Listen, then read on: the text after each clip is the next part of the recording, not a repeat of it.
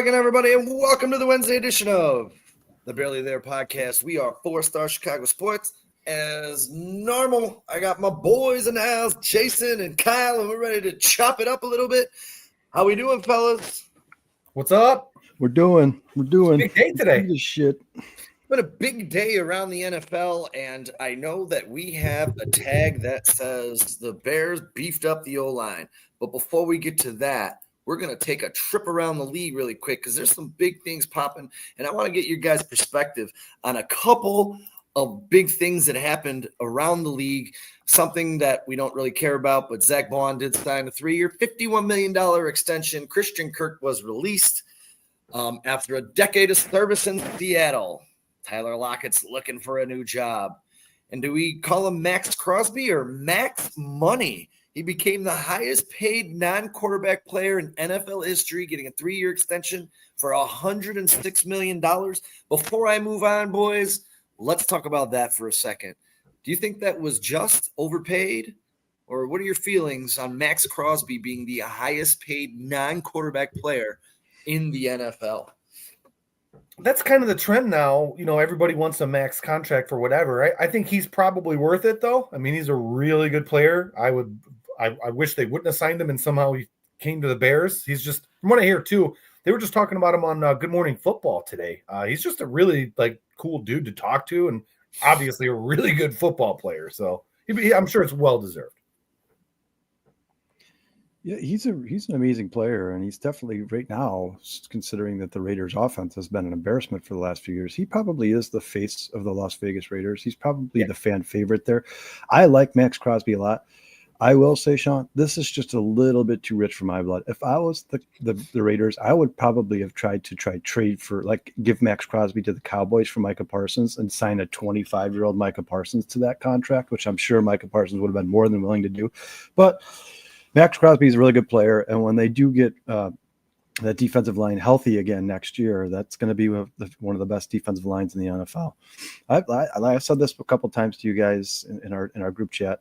The Raiders seem like they're doing it the right way. They're building that team from the inside out. They're trying to make as good of a roster as they possibly can there, and then they're going to sign their quarterback when they feel like the right guy's there in the draft. But yeah, I mean, if that team now is Brock Bowers, they've still got Jacoby Myers, they've got Max Crosby. If they can go get a guy like Gianti at number 6 or another difference maker, blue chip caliber player in that offense, and then next year they can go get the quarterback they want in that draft, or maybe even find a guy like Jackson Dart in the second round somewhere this year. That team's going to get better pretty quick. And I do trust Tom Brady. I think he knows what he's doing there. He played in the league for a long time, the winningest quarterback of all time. I think he knows what he's doing. I just think that it's just a little bit too rich for my blood, Sean. I knew he was going to get a huge contract. I didn't expect it to be that big. That is massive. And then who's the guy that was brought there from the Dolphins last year who missed all of last season? Oh, the defensive tackle, Wilkins. Christian Wilkins. When those two play together, when he's back healthy and those two play together, that's going to be a tough defensive line to play against, man. Yeah, I love Max Crosby. What's going on, man? Thanks for joining us, brother. You're always here. We love when you show out, man. Thank you. The next bit of news, and Kyle kind of brought this to my attention, I think a couple days before this gentleman, Mr. DK Metcalf, requested a trade. The Green Bay Packers were, and I can't believe I just said that stupid team up north, is all over this guy, and we're trying to put a trade package together to get him to Green Bay. Now, Green Bay currently, and this is obviously the cap is going to be adjusted just a little bit, but Green Bay's cap situation of $46,331,088 under the cap. The cap hit on DK Metcalf this year, though, is $31,875,000. Boys, what happens if this guy ends up on that team up north? We know they're looking for a wide receiver, and this is a big hit. So, I mean, unless Seattle eats some of this money to get this off the books, I don't know. But what are your guys' thoughts on this guy possibly heading up north and that cap hit of $31 million? I love the 31 million cap hit, and I hope they can't erase any of it, and I hope they do sign him for that, so they have no money left. So that I would love to see that. I don't want to see the Bears play him, but I've always thought as DK Metcalf though is like a boom or bust type of player. He'll have a game where he just destroys, and then he'll have a game where he doesn't really do anything. And he's had a couple of issues. I don't want to call him like locker room issues, but he's a little bit of a diva. Yeah. You know, a really good player though. I mean, I love him on the Bears, just not for $31 million. But I really hope he goes to the Packers for $31 million. It's looking more and more likely like the Green Bay Packers are going to come out of this offseason with a really good wide receiver. That remains to be seen. I don't know who it's going to be, but I think this would be best case scenario for Bears fans. I mean, like Jason said, DK Metcalf's kind of a conundrum to me. This is the guy who people have been talking about his ceiling and the fact that he could be a 16, 17, 1,800 yard receiver with 12, 13, 14 touchdowns, but we just haven't seen it yet, guys. It just hasn't happened. And we're getting pretty late in his career for people to continue to talk about his potential or his ceiling. I mean, this seems to be a guy who just, for some reason, certain games seems to disappear. I don't know if it's certain coverages he struggles against or certain types of physical corners he struggles against, but if the Packers are willing to give that guy $31 million, it would actually be a little bit less than that because the Seahawks would be on the hook for his signing bonus, which is split up amongst the life of the contract. So they'd probably get him for somewhere around 28, 29. But yeah, I mean, if the Packers feel like they're one player away from a championship because they're not going to have much more to spend in free agency and they're going to have to pay their draft class. So if they feel like that's the guy to put them over the top, I'm all for it because I think the Packers are pretty far away from winning a championship. Let me does a receiver help you that much when you're throwing picks in key playoff games? Yeah, I mean, but Jason, I guess, Josh Jacobs has asked for a number one receiver. Ask and you shall receive, I guess, right? It looks like they're listening to the running back. And Sean, from what I understand, that trade, if they did do it, Romeo Doubs would probably go back to the Seahawks in that trade. So I don't know how much better that's really making them. For me personally right now, guys, I think Romeo Doubs is their most reliable wide receiver. I don't think he's the best wide receiver on the roster. I don't think he has the best skill set, but Christian Watson can't stay healthy, right? Jayden Reed disappears for months. I don't even know what kind of player Jayden Reed is. We don't know if he's a gadget guy, if he's a number 2 receiver. We don't really know much about him. And I think Romeo Doubs is the guy who's been there the most consistent. I know he had injuries last year, but before that, he was a pretty consistent receiver in the NFL. So I don't know how much that trade would really help them. I don't think it will at all. That's why I want them to do it. And you want to go give him $30 million? Be my guest. I was going to say, don't forget, and people likely don't remember that the 6'4" freak of nature is the son of Terrence Metcalf. Older Bears fans will remember he was a 3rd-round pick back in 2002. He started 25 games for the Bears. And on the scores 670, it was a couple of years ago, he did state one thing he wanted to say was it would have been godsend if the Bears drafted DK Metcalf because DK grew up a huge Chicago Bears fan. He said our family would have been so blessed and loved that. So I would hate to see him go up north just because he grew up a Bears fan and that's in his heart. Well, they already got that in Jayden Reed, right? Real quick, guys, Chicago Sports Podcast, Brandon Trax Hyde is in the chat. What up, Brandon? One of the 4 stars himself is in the chat. Purple Jesus says, "Sup, nerds," his common greeting. Breaking news, Bruce is obviously here. Plank is here. Ant Mass, Broski Bear. We appreciate all of you guys. Thank you so much for tuning in. Please feel free to comment. We will get to them eventually. Got a lot to go over this evening, guys. A lot of news in Chicago Bears football today. Sean, what else do you got for us? Yeah. I know I'm gonna butcher this guy's name. Maybe that'll be my nickname, the Butcher. Osta Zigwe from the former Bruin. Signed a 4-year, $80 million deal. He was a guy that I was looking at for the Chicago Bears, but unfortunately, I don't think he was ever leaving Dallas because they said Jerry Jones planned to franchise him if they didn't get the deal done before 4 o'clock yesterday. So that's unfortunate, and I'll learn his name down the road. But he's not going to be a Bear, so I guess that really doesn't matter too much now, does it? Yeah, I don't love that signing. It's actually interesting this year. There's a lot of teams that are in cap. So free agency in whatever on Monday. When it starts? Whatever. It's going to be pretty interesting. Tampering period starts Monday. Free agency is open. The new league starts March 12th. So, ladies and gentlemen, 7 days away. 7 days. Next week we'll be on this show breaking down what the new Chicago Bears look like through free agency, and we'll have a much better idea of what they're looking at in this upcoming draft. Hopefully we sign Dahlman on that Tuesday. Kyle and I were talking about this, and Kyle is a firm believer that he thinks within the first 15 minutes of free agency opening that we're going to hear Brian Dahlman has signed a 3-4 year deal. Drew Dolman, sorry, with the Chicago Bears. I'm really, really, really hoping that that's going to be the case as well. So, I mean, the Bears still have around $50 million to spend in free agency. That came out today that Drew Dahlman's looking for anywhere from $14 to $16 million a year. That would put him right near the top of NFL centers. I think he's worth every dollar of that. And I don't really know what else the Bears plan on spending their money on in free agency. You guys, let's face it, this free agency class is not great. It's not. And, a lot of people have been complaining about these two offensive linemen the Bears just traded for. But if you look at the offensive linemen available to you in free agency and in the draft, the Bears went and got one of the best available offensive linemen via trade, who we didn't even really know was available until this trade happened today. Well, it was because of Trey Smith. They signed Trey Smith, so they had no choice. Yeah, I mean, it's the same for every other position in free agency. There's just not that many great game changers available. I think the Drew Dahlman, to me, guys, is really the only guy the Bears can throw their money at, right? Who else? I mean, besides Josh Sweat, maybe? Who else out there in free agency is going to get a boatload of money that is a position of need for the Chicago Bears? There just isn't that many out there right now. No. Milton Williams is the name that keeps coming up, but to the Milton Williams point for me is Milton Williams is obviously a decent football player, but when he's not surrounded by 6 Pro Bowlers and two massive men like Carter and Davis, will he produce the same? Is my only question. Plus, even on that line, he was ranked second against the pass. He was ranked like 173rd out of 212 against the run. The Bears had a huge problem stopping the run last year.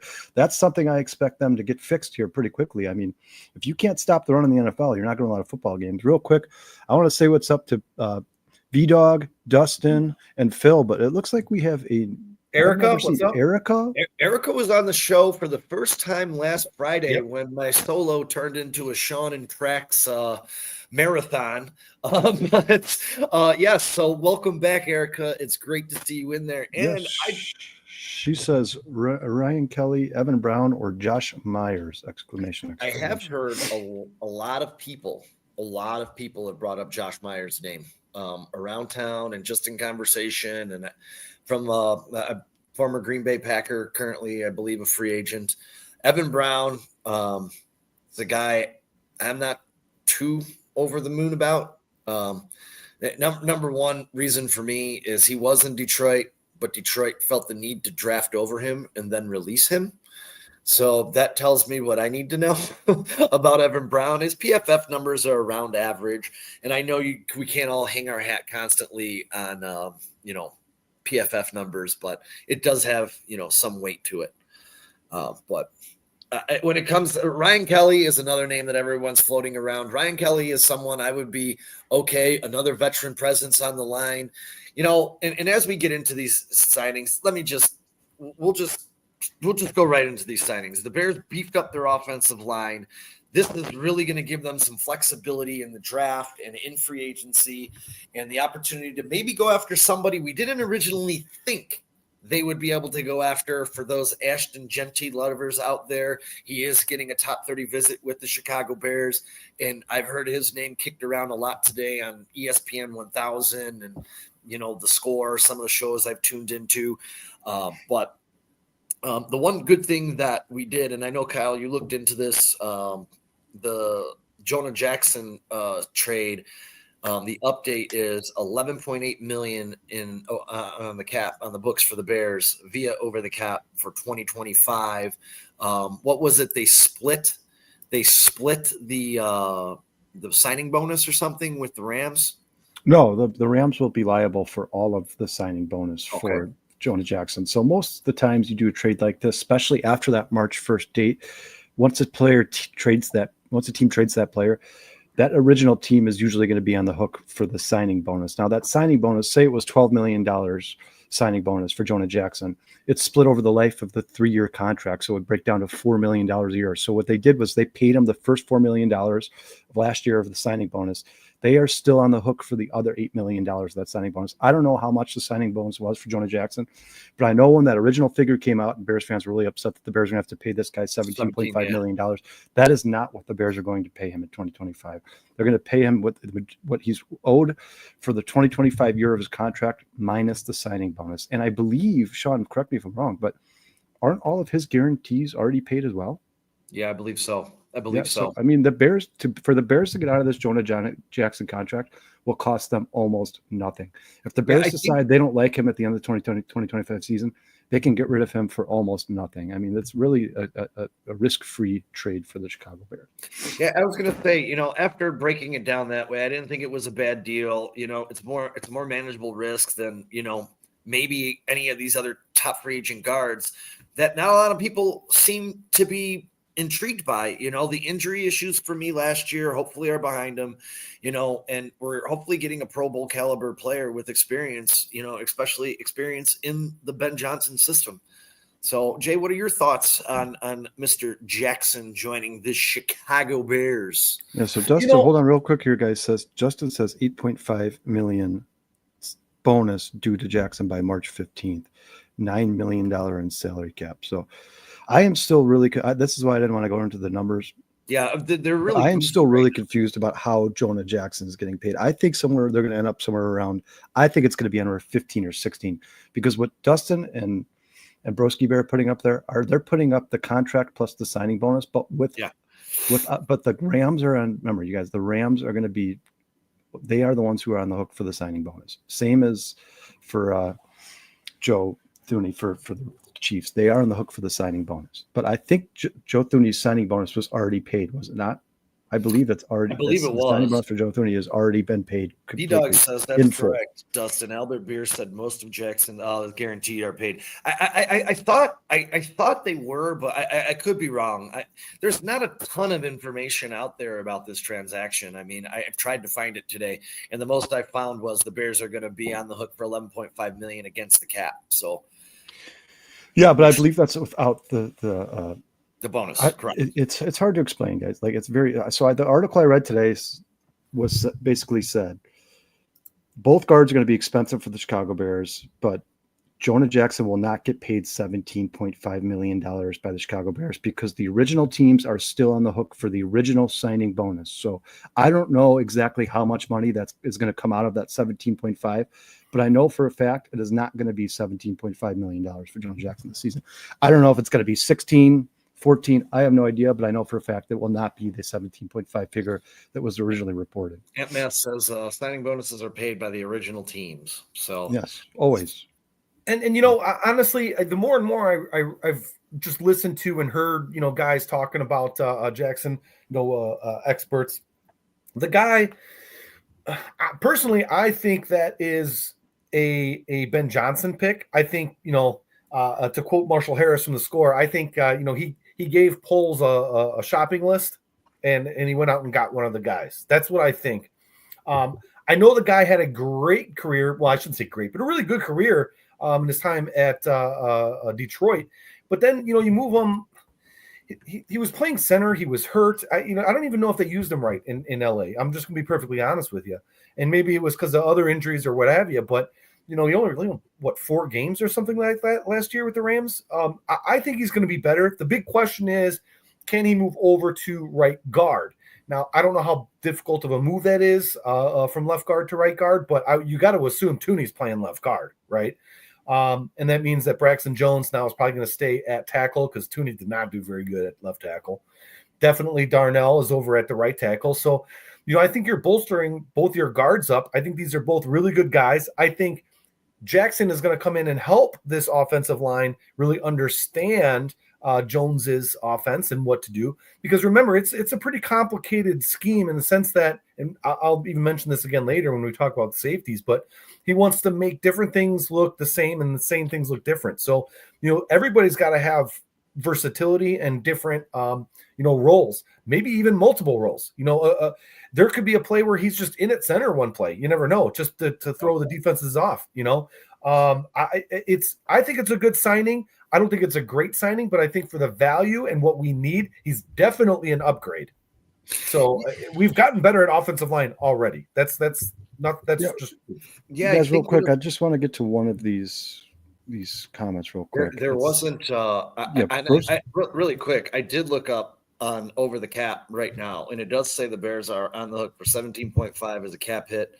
The roster bonus is 8.5, and his base salary is 9. So it does look as though the Bears Yes, are. from what I read from the article I sent you guys this morning, the signing bonus has not come out of the 2025 salary, and it can't until the new year But it's a roster bonus. until yes, but the 12th or whatever. The $9 million you're talking about that he's originally owed, that includes the original signing bonus. So I don't know how much of that signing bonus is going to be paid by the Rams coming up in 2 weeks. But part of that signing bonus is going to be paid by the Los Angeles Rams. It's the same for every player that gets traded. The original signing bonus, which is split up with every year of the contract, has to be paid out by the original team. So there is going to be dead cap from Jonah Jackson on the Los Angeles Rams. It's not going to be a lot. The Bears took a big chunk of it, a huge chunk of it. But it's going to be something small, very small, but it's not going to be 17.5 million. This is I want to get to the comment I want to get to real quick, guys. So I hope the Bears get creative about finding their starting center. Dahlman has only played one full season in his career. He'd be around 5 years, 100 million. That's too risky. So you guys, I read an article from Pro Football Focus, and this came out today. In order for him to be one of the top paid 3 centers in the NFL, that'd have to be over $12 million annually. So $12 million per year.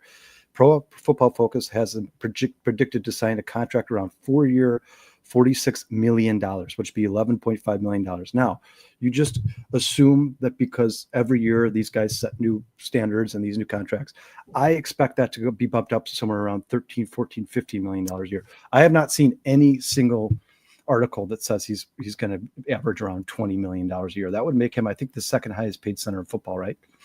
I don't think that he's going to get that. I think if the Texans and Bears going to do a bidding war for Drew Dahlman, I would expect him to end up with somewhere around 15, 16 million. And that is, like, for me, the peak. I think that would be the peak of what he's going to get paid. And you know what? That still leaves tons of room for us, cap room for us to still sign, a draft picks and maybe even go out and get a Josh Sweat. Well, you guys, and like we've talked about this on the show before, to me personally, and you guys can tell me if you disagree, but I think the 4 most important positions in football are defensive end, left tackle, center, and quarterback. So if you have a center who's going to be a good center for the next 4 years here for 12, 13, 14, $15 million a year, yeah, I'd be willing to pay Drew Dahlman that. Yes. People keep saying, you guys, that's too much. That's too much. You guys, when it comes to your offensive line and protecting your quarterback, that is the most important thing you could possibly do for an NFL franchise. I mean, you have to protect it. You guys, if Caleb Williams gets hit 68 times again this year, he's going to sustain a severe injury. Nobody in the NFL gets hit 68 times a year at quarterback and doesn't suffer an injury. He's going to sustain an injury. If Tyson Bagent comes in to be the Chicago Bears quarterback, this season is over. It's over.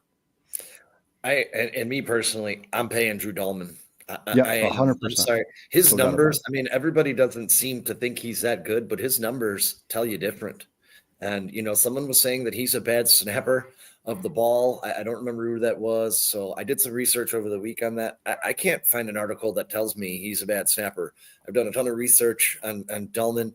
He's a top center in football right now. He was snapping in the second half of that season, he was snapping to a rookie quarterback too, and it actually worked out pretty good. I mean, don't forget, Drew Dahlman's 26. He's coachable, and he has Dan Rochar now would be his line coach, one of the best in the business. This is a must for me. For me personally, this is a must. He's 26. I want to get younger. We'll get into Joe Thuney here in a second, the older player, but I want to get younger on the offensive line. I want to build some continuity. I want some players that are going to be here for 4 or 5 years and grow in the system and grow with Caleb Williams. I understand the Thuney deal, and we'll talk about that in just a couple of minutes. But I would like to get younger on the offensive line. Yeah, we talked about this podcast about 2 weeks ago when we were talking about Myles Garrett and Micah Parsons, and Brennan and Dustin were like, well, hey, you got to spend as much money now as you can and get those contracts out of the way before Caleb Williams is owed $300, $400, $500 million, whatever you decide you're going to pay him. If that means spending money, maybe overspending on the guys who are here to protect Caleb Williams in his development process in these next 2 years, which are going to be the 2 most important years of Caleb Williams' career, learning a new system with a new coach, then if you have to overspend on his protection, guys who make sure he can stand upright and start to learn this offense comfortably and not see ghosts and create bad habits, then so be it, guys. I'm all for it. I'd rather see that than them go trade half their draft capital away and give a guy like Myles Garrett $30 million, a guy who would make this team better immediately, no doubt, not even a question about it, but won't help Caleb Williams' development in any way, shape, or form. I'd rather see them go overspend on a guy like Drew Dalman.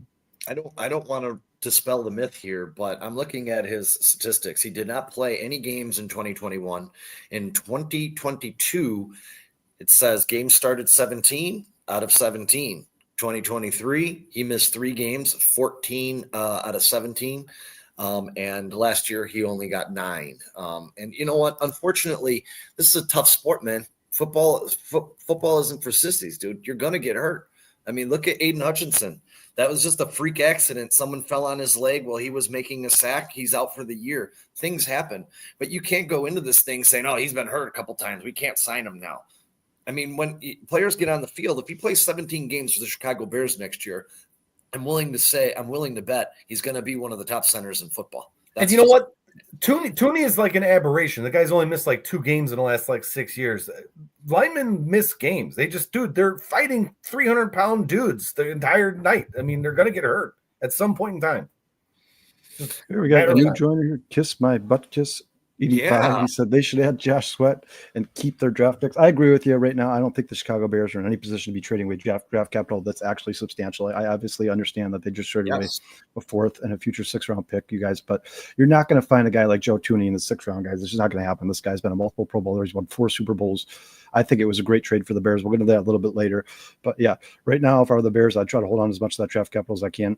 My goal is to secure that offensive line, make sure the Bears have one of the top 10 to 15 offensive lines in football. And then you can really evaluate the peak or the ceiling of Caleb Williams. But if Caleb Williams is running around in the backfield, you really aren't going to know what you got until he looks comfortable in that offense, because it's almost impossible to critique Caleb Williams when he's getting sacked 68 times a year. You cannot That's not going to happen possibly evaluate or critique how good he could be when the guy is running for his life almost every single play. It's not practical, guys. Eventually, the Bears have ignored this offensive line for the last 15 years. They've had a quarterback sacked over 50 times 4 years in a row now, and it has not not a lot of success has come out of the Chicago Bears organization. So I think that's one of the things. This is something people have been talking about since 1926, when the NFL was created by Mr. George Halas himself. You build through the trenches and you win football games through the trenches. If you want the Bears to be good, you want to see what Caleb Williams can do. You want him to be one of those quarterbacks that's in the same conversation as Patrick Mahomes and Tom Brady and all the other guys you guys are talking about. You have to protect him. You have to give him one of the best offensive lines in football. That's what the Bears are doing. To me, that is what they're doing. And that is their plan for the offseason. And really quick here, the 6th round pick for Jackson doesn't bother me. But I did want to, a lot of articles that we've been reading say he's terrible in pass protection. Now, if you go back to his healthy start to his career back in 22, he had 499 pass block snaps, and he allowed 2 sacks. You go into 23 at 432. He had 0 sacks, and then you went into 2023, he had 432, and he had 2 sacks. So, he missed a lot of time last year with the scapula fracture. He didn't allow any sacks on 181 blocking snaps last year, kind of reinforcing his effectiveness as a pass blocker. And, at first I wasn't like over the moon for this deal, but the more I kind of peeled back, the layers here, he might actually be better than what people are giving him credit for. He's absolutely a stellar run blocker, and it doesn't look, based on some of these numbers, that he's a bad pass blocker either. So the Bears definitely did get better this last couple of days. So I've got Jonah Jackson's pass blocking numbers for his career. So he was drafted in 2020, guys. He had a 50 Pro Football Focus score. This is all pass blocking, guys. So Pro Football Focus score of 51.2. That ranked him 71st in the NFL. 2021 was that Pro Bowl season where he made a Pro Bowl due to an injury. He had a pass block score of 56.4, which was ranked 56th in the NFL. You guys, you're talking about around 215 players and guards. So if you're talking about all the guards who started at least, what is it, Sean? 40 snaps they have to, what is it? 400. It's like 140 snaps or something like that they have to play. So I think it's like 112 guards overall. So he was ranked 56. So it's right in the middle of the pack, right?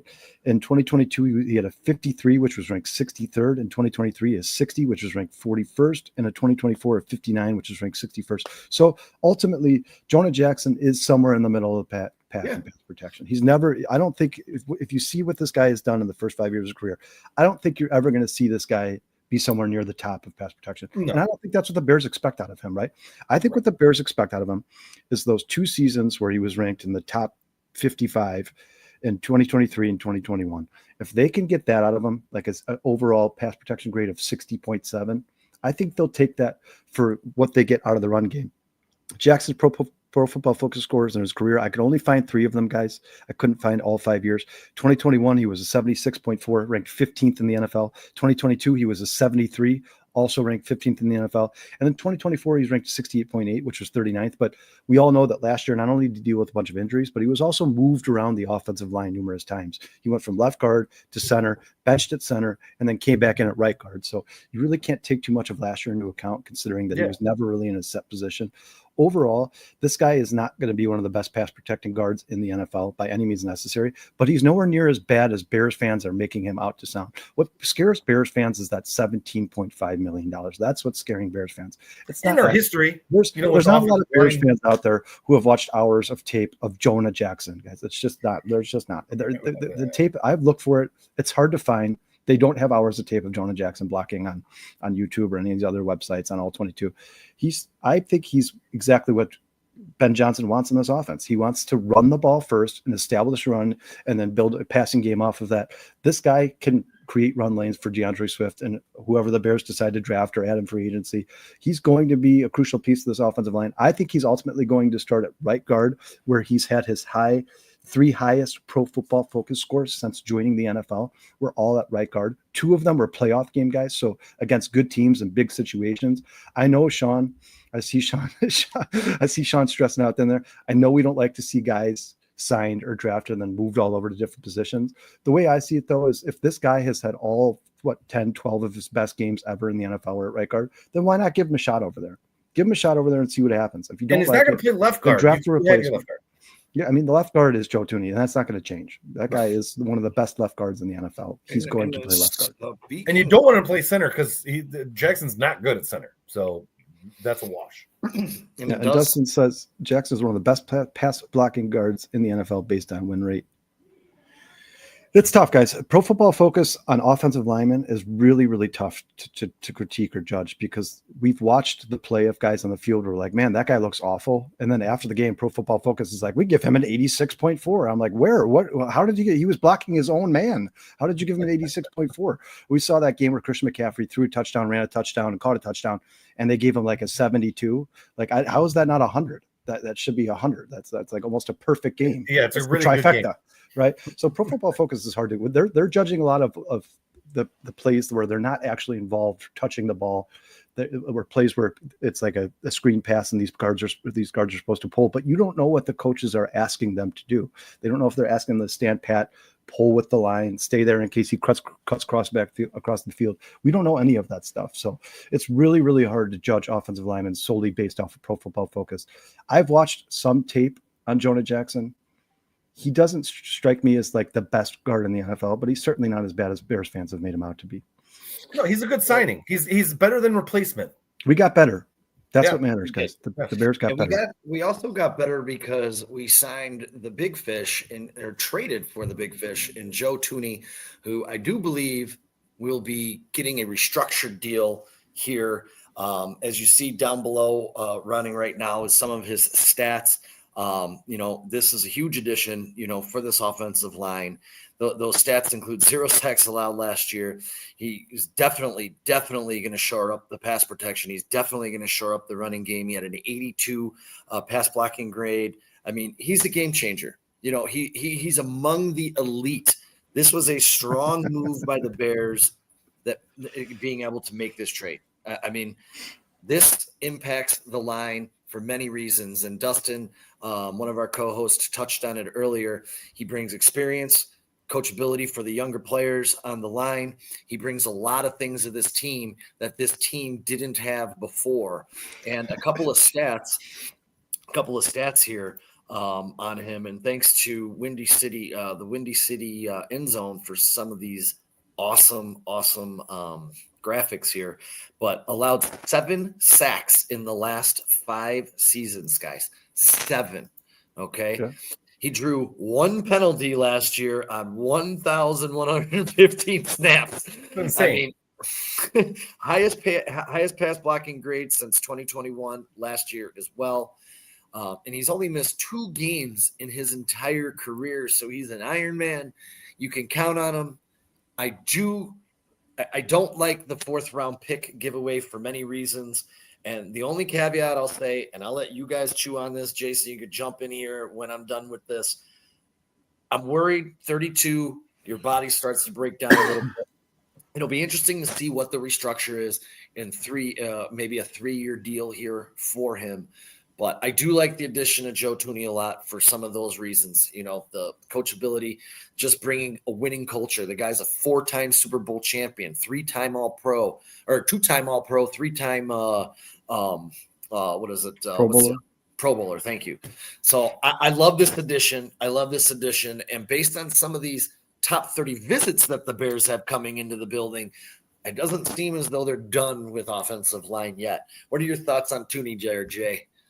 Listen, when it comes to the draft, I think we should still be drafting some offensive linemen this year. I don't think you just stop. I think Thuney comes into that locker room, into that offensive line room, and he's a guy that's got 4 Super Bowl rings. That's why I did that. That's gonna garner him a lot of clout with other players, right? And he's also a guy that, he's impressive. A lot of the guys that I heard on the radio today were talking about him as a guy that he just doesn't come in like an Olin Kreutz and demand everybody to do anything. He kind of observes and watches, learns how the team is, what their vibe is, and then he plays off of that. I think he's a leader, which, it's bad to have Darnell Wright as your leader. He's a great player, but he's also very young. So to have Thuney come in and really kind of show them, number one, this is what it takes to win. Maybe some of these younger guys start saying, hey, I've been doing a lot of this stuff wrong, or I haven't been doing other things that maybe I should be doing. Because look at this guy, Thuney. He's in the ice bath after every game. He's doing this. He's showing up earlier. He's in preseason workouts. You know what? Hey, Thuney, who are you working out with in the offseason? I'm going to go over there too, and I'm going to work out with that guy. I think he brings a lot of intangibles, not just his skill, which is apparent by the stats you just showed, but I think he brings intangibles that we haven't had on the offensive line in a very, very long time. And I think just his presence alone makes the offensive line better. And I'm telling you right now, at left guard, you watch Braxton Jones get a lot better. And if we're going to get a center and we have better play calling, we kind of teach Caleb how to get rid of the ball, that's 68 hits or pressure. That ain't going to happen anymore, dude. It's going to be down to like 30 or 40. I guarantee you. Yeah, there's so much I want to say about Joe Thuney, guys. I mean, first thing Dustin says there is he's the only coaches he's played for are Belichick and Reed. Oh, yeah, on top of that, the only quarterbacks he's blocked for are Tom Brady and Patrick Mahomes, probably the 2 best quarterbacks in NFL history when this is all said and done, right? Yeah. And now he's got Caleb Williams. On top of that, Jason, you're 100% correct, man. He brings something to this offensive line that they did not have. You need that guy who can be nasty if you want him to be nasty, who could be a coach if you want him to be a coach. He could do it. He could be anything you want him to be. You guys, I have no problem saying that Joe Thuney, in my lifetime, and I'm 36 years old, is the top 5-10 offensive lineman for the Chicago Bears in the history of the Chicago Bears. And he hasn't played a game yet. I don't know the guys from the 60s, 70s, and 80s, so I'm sure you guys could argue with me there. But I like Hilgenberg. In my lifetime, he is the top 10 offensive lineman for the Chicago Bears. Like you guys have said it, he's won 4 Super Bowls. He's spent all 9 seasons with the Patriots and Chiefs. He is the only player in NFL history to make a Super Bowl in his first 3 seasons in the NFL. He is named to the Pro Bowl in 2022, 2023, and 2024. Last year was an All-American, first team, All-Pro. He is, I mean, you guys said he's played in more Super Bowls than that, right, Sean? He's played more than 4, right? Yeah, because he's left New England. Yeah, he's left a couple. Yeah, well, I think there was a Super Bowl he did not play in. He was injured, but his team went. So he's been a part of 5 Super Bowl teams, at least 5. He's only missed 2 games in 9 years. So. Yes, I mean this guy's played 146 of a possible 148 regular season games. But you got to mention he's going to the AFC Championship game every year, so he's not playing 16 or 17 games. He's playing like 20 games a year. Yeah, he's in every single year of his career. He's been the top 5 in pass protection rating. I mean, this is exactly the guy that the Chicago Bears needed. As a matter of fact, Sean, I want to hear your opinion of this, but you take away age, take out the age. Mm-hmm. The Chicago Bears got the better of the two Chiefs guards. He is a better player than Trey Smith. He's a better player than Trey Smith. I am happier with Joe Thuney than I am Trey Smith. First of all, you now control how much money you're going to give to Joe Thuney. If you traded for Trey Smith, you have to pay him that $24 million franchise tag, and then you have to extend him on top of that. Joe Thuney is getting $10 million, almost $10 million less than Trey Smith, and he was the number 12 overrated guard in the NFL last year.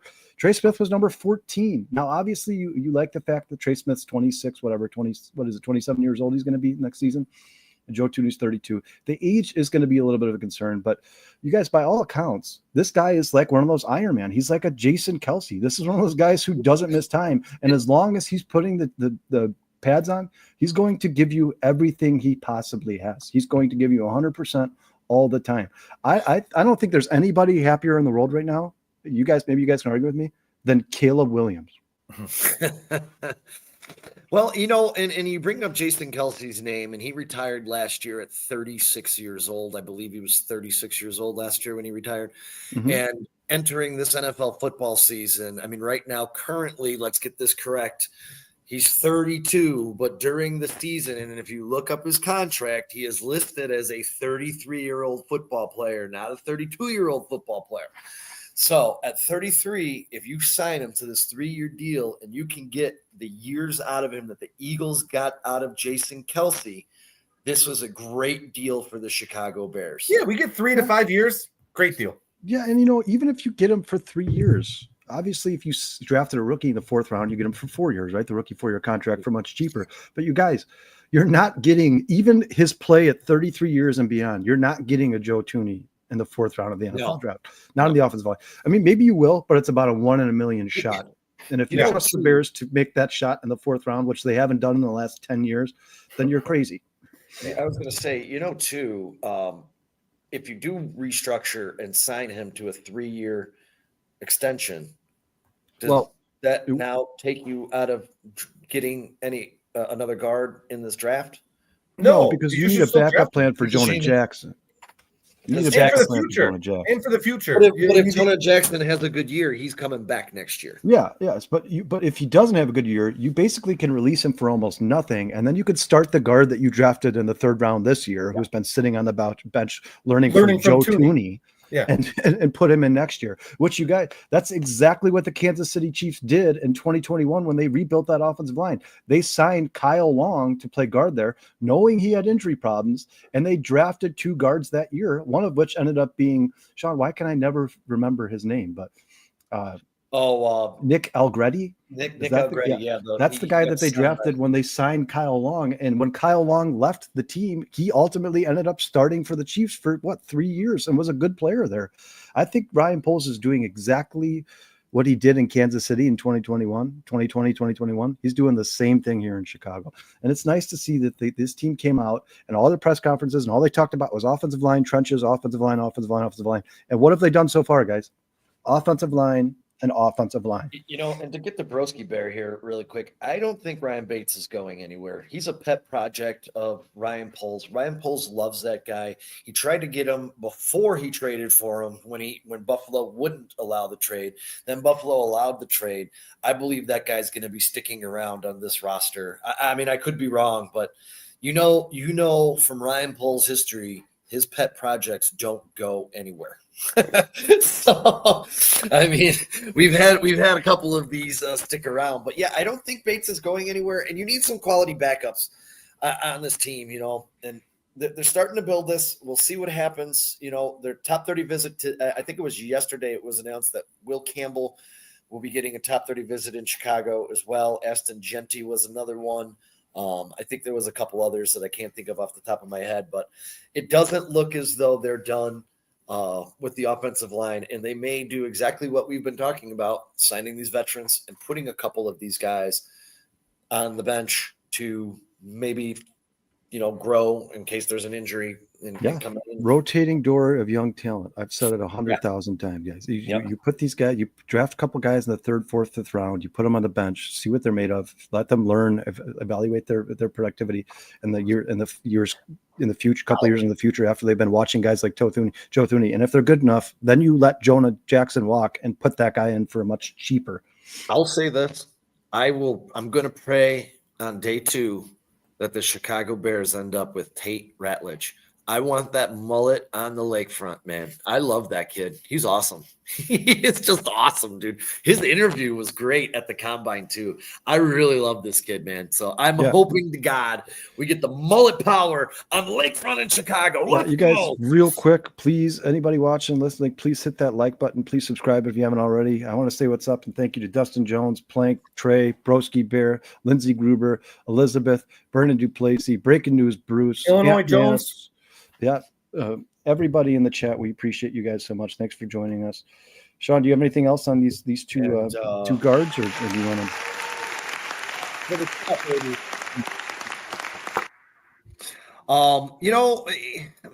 we want to put a bow on it, the Bears just pretty much invested $32 million.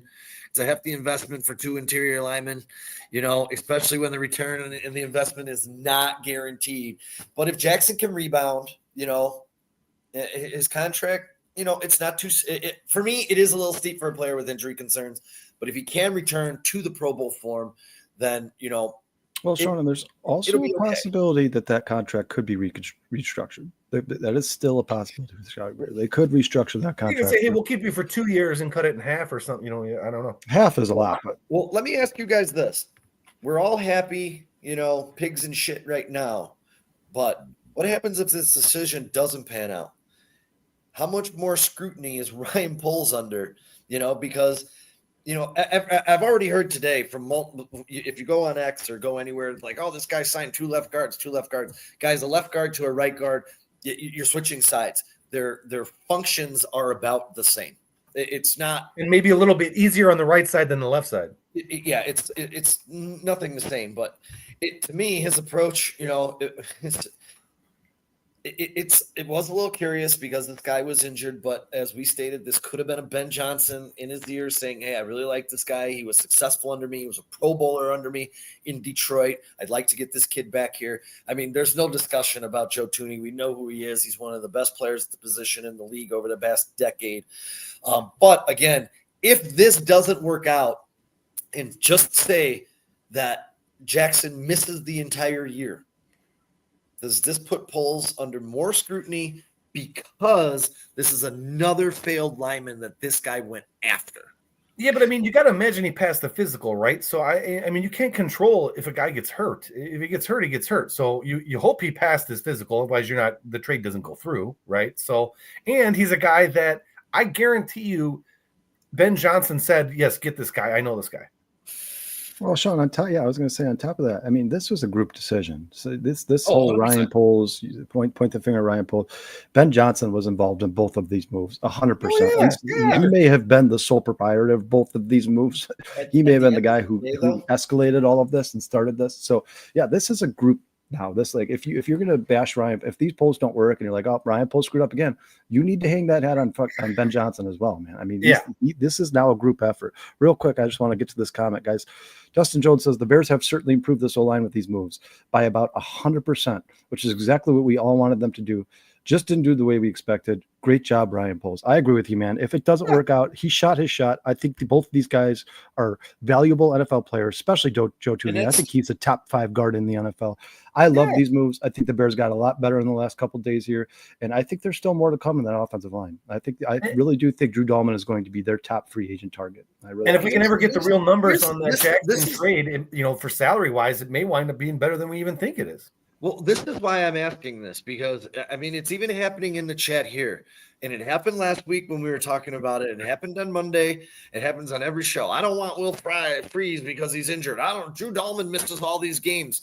But yet now, because they're a Bear, Jonah Jackson's accepted. Even though his last 2 years he's been injury riddled, we're okay because he's a Bear now that he's on our team. But you don't want to take a chance on Drew Dahlman because he's missed a few games.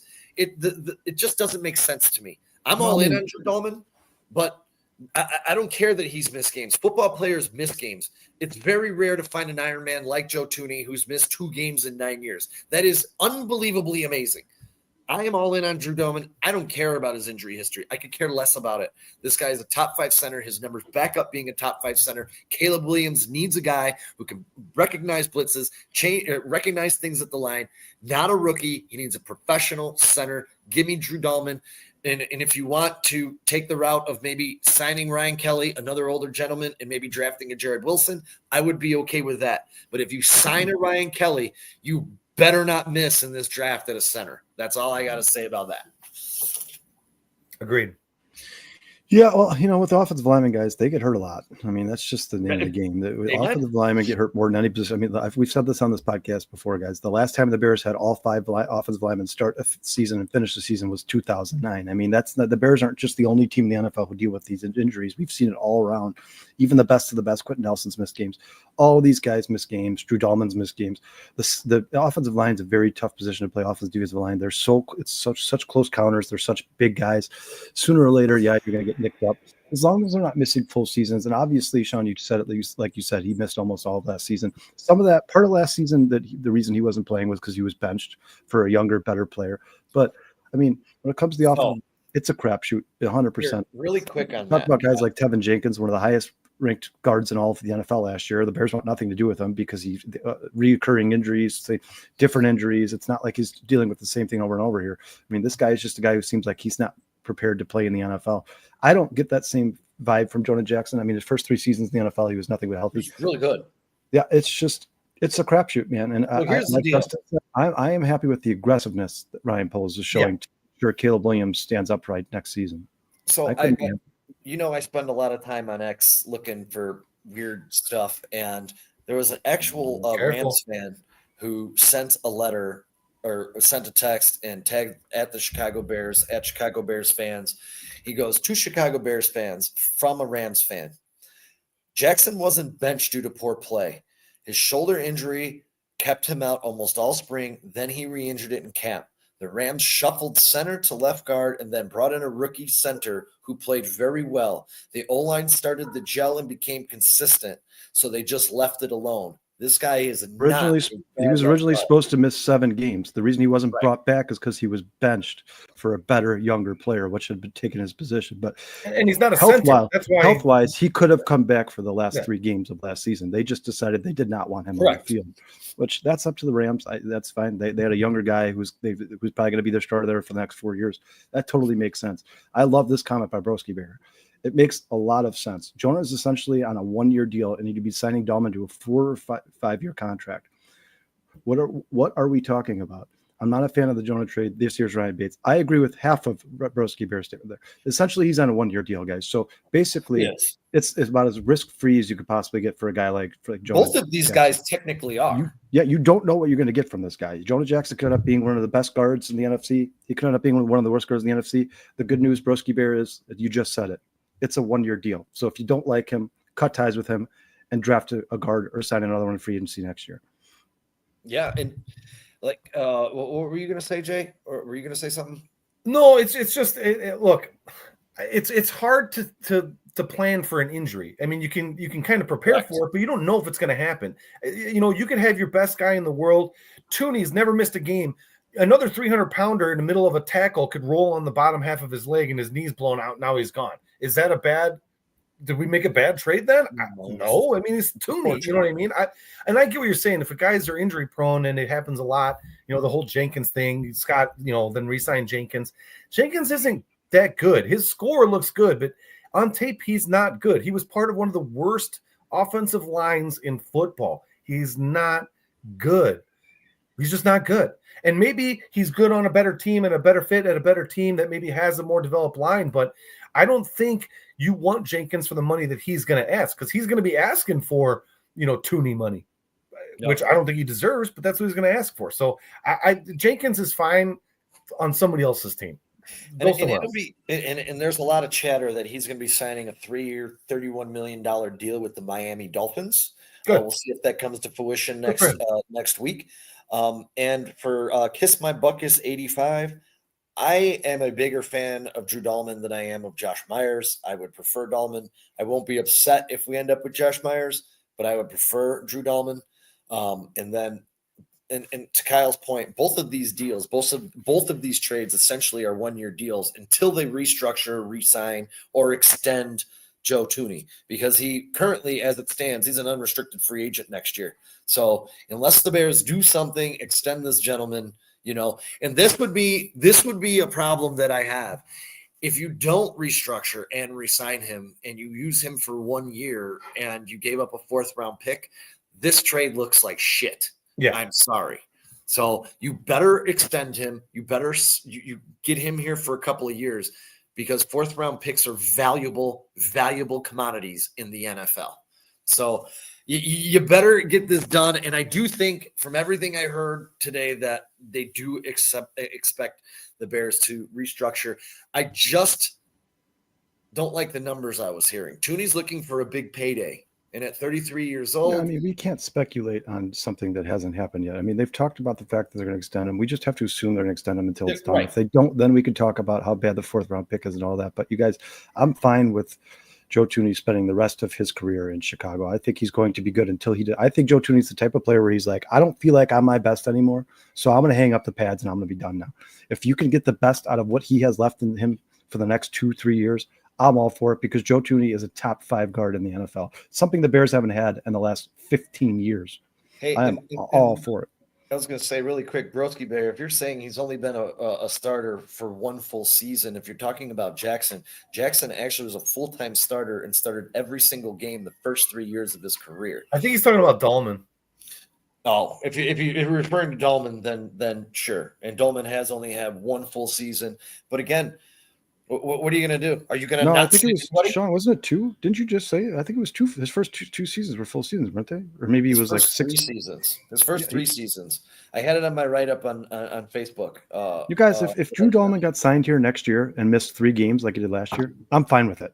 If he misses 3 games, I mean, the Bears have to have a backup plan for every single one of these guys. Yeah. People get injured in the NFL. It's a tough sport. It's a violent sport. You're going to miss some of these guys at some point. That's the game of football. You got to get used to that. Like Jay said earlier, yeah, you can't predict injuries. You can predict injuries because guess what? They're going to happen. It's not if, it's when. So you have to have a good backup plan. That's why Ryan Bates is still here in case one of these 2 guys next year gets hurt. And Ryan Poles seems to think that Ryan Bates is a good backup. And you guys, if Ben Johnson disagreed, he probably would have been cut. Yeah. Ben Johnson probably is like, or the new offensive line coach is probably like, I think I can get the most out of Ryan Bates. Is he a starter? No, but he's a valuable backup? Probably. And I will trust the process until I see it as not working. Everybody was so gung-ho that the Bears hired Ben Johnson. They make 2 moves and everybody's like, oh, this is ridiculous. I'm over it. I'm done. I'm out of it. You guys, I'm not jumping ship until I see what happens in the 2025 season with these players on the field and how it all works out.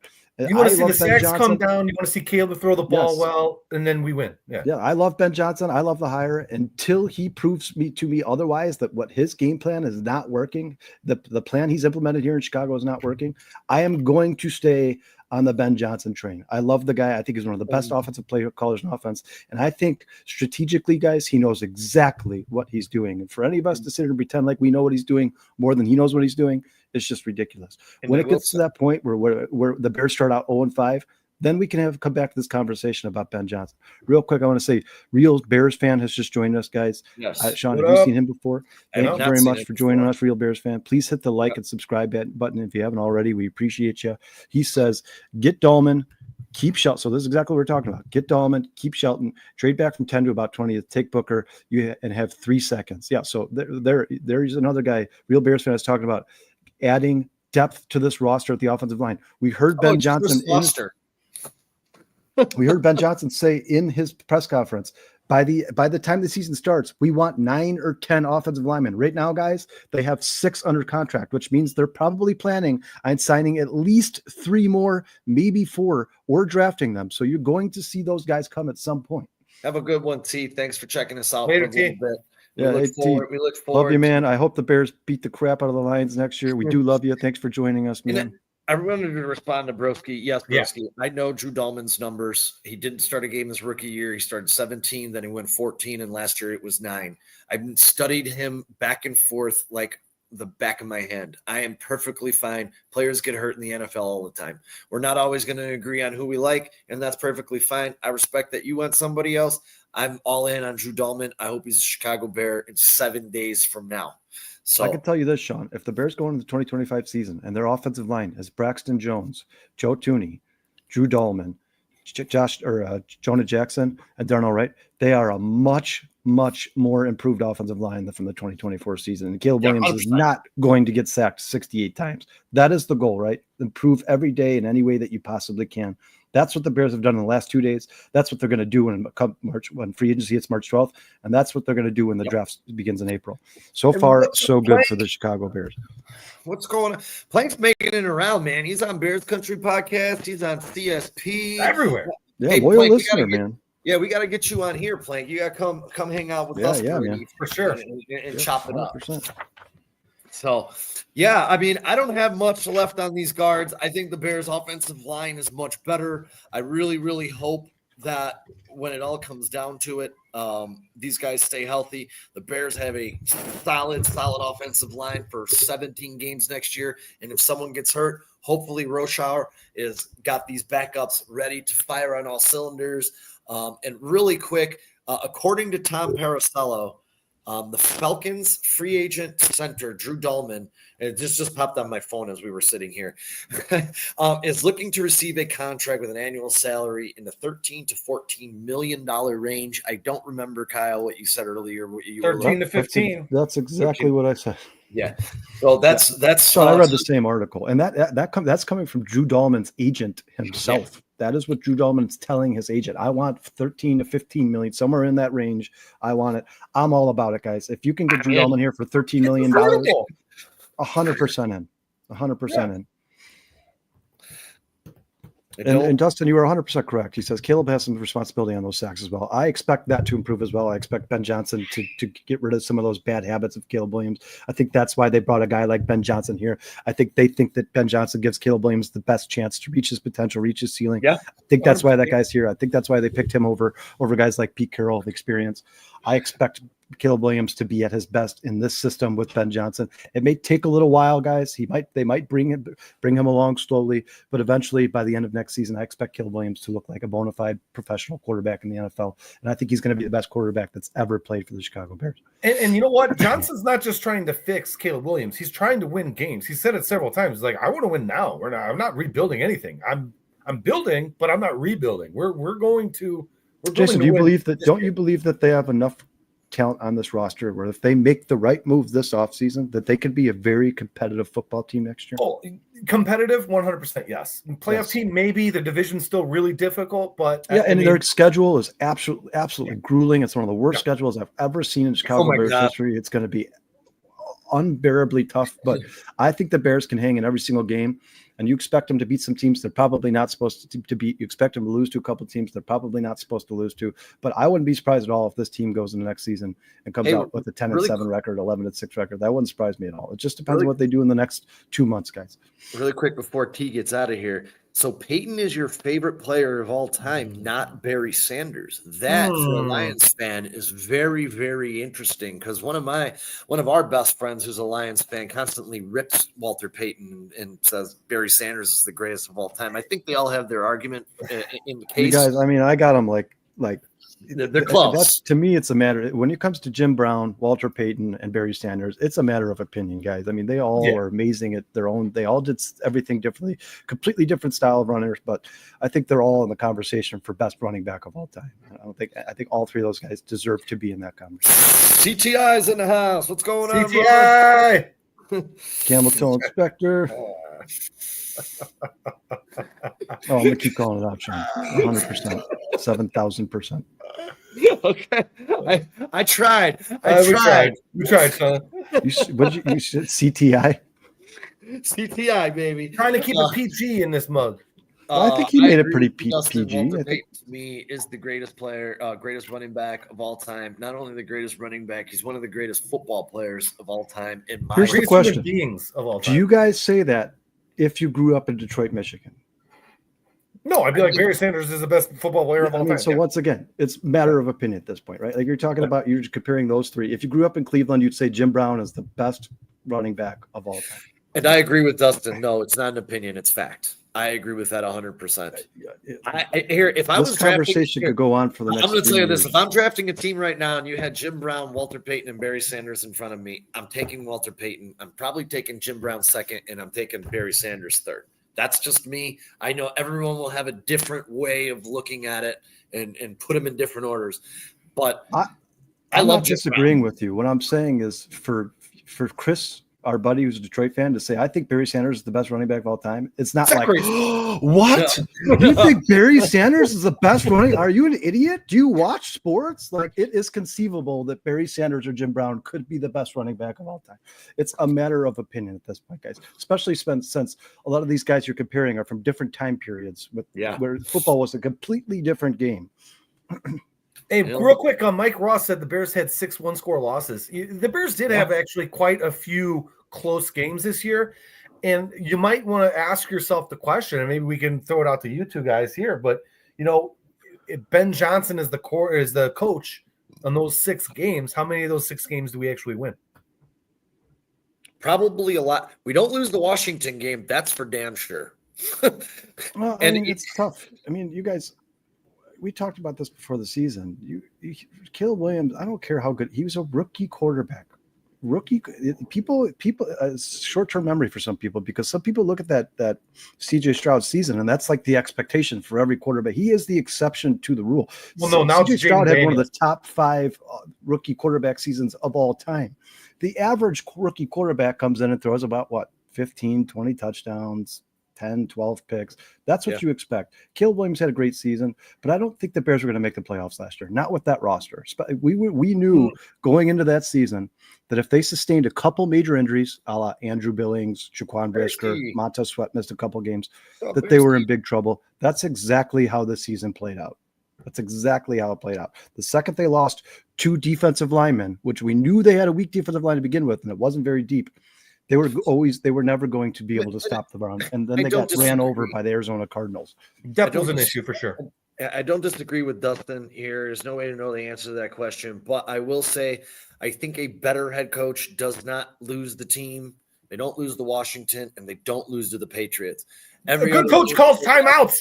I would, put up there and say, maybe, but those 2 games for sure, I think we should have won, and I think any other coach probably should have won. And I don't disagree. And welcome to the show, Bearski man. There's no doubt that Matt Eberflus played a huge role in losing those games, but I don't 100%. Know. I still don't know if they would have won. Recognize the dude's back to the play and call a timeout when your players are saying, "Hey, bro, you need a timeout." And you're losing. Use your timeouts. Yeah, and take Stevenson off of the field. It'd be like, you can go take a shower. You're done for the last 30 seconds of this game. You can go sit down. And you know what? And to your point, Dustin, about him being a rookie coach, I do get that, but I also think that there's enough experience around him because he did a really good job getting a lot of experience around him to help him through this rookie season with his bumps, bites, and bruises that he may go through during the season. Because, guys, and I think I have it. This Bears schedule is just atrocious, man. It's like they wouldn't give us the gosh darn good team at home for the love of everything holy. What's up, Illinois Jones, Bearski Film, Mike Ross? We appreciate you guys joining us. Please hit that like and subscribe button if you haven't already. Yeah, that's brutal, man. That away schedule is absolutely brutal. And then playing in this division doesn't help either. So you're right away. Lions, Packers, Vikings, Ravens, Niners, Commanders, Eagles, Bengals on the road. Those road games are going to be brutal. And Adam Schefter out there reporting that there's a possibility the Bears open the season on the road at Philadelphia.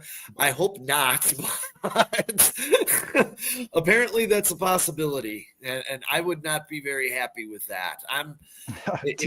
To your excuse, my friend. If I go back to this, let's see. I really hope the Bears open up against the Browns or the Giants.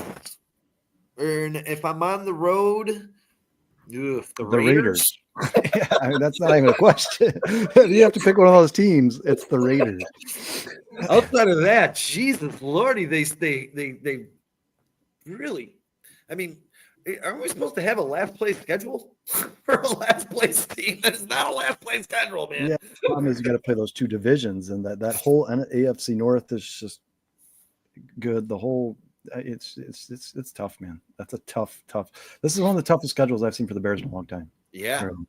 Yeah. I mean, dude, just look at those quarterbacks. We're going to have to face Lamar Jackson, Joe Burrow, freaking, who else was on there? Jaden Daniels. Jalen Hurts. Jalen Hurts. Oh, my God, dude.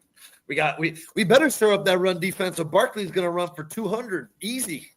Well, and the Bears struggled against tight ends last year, so Brock Bowers may not be a good start for us either. Yeah, it's one, and I agree here with real Bears fan, man. It's got to be one of the hardest schedules in the NFL this year. Bearski Film also makes a good point, though. He says strength schedule is the biggest bullshit every year. Teams we think are good could suck, and it all changes. Yeah, it's true. That's true, 100%. You never know what these teams are going to be like. Now, if Joe Burrow tears his ACL in week 1, I'd love to play the Bengals. Cocaine Bear, thanks for joining us. We appreciate you, man. Cocaine Bear says good point. Actually, by $33 million a year, Trey Smith was going to cost 20 by himself, and a ton of guaranteed money. I like this guard duo. Yeah, I think Ryan Poles did a really good job here in the last couple of days. I think he probably did the best with what he's got. Like we said, guys, this is not a good free agency class for offensive linemen. No. It's not a good draft for offensive linemen. I think Ryan Poles just picked his battles where he thought he could probably win, and he did. Yeah, so we're considering this a win for the Chicago Bears. We wanted to rebuild the trenches. Now let's see. The trenches are almost rebuilt. It looks like we are going to be running it back with Braxton Jones. I mean, I think that's almost a foregone conclusion at this point. You have Darnell Wright. You just need your center, which we're 7 days away. Let's see if, and correct me if I'm wrong, but wasn't DeAndre Swift the first signing last year when free agency opened? Yeah, 2 days after the it was within minutes.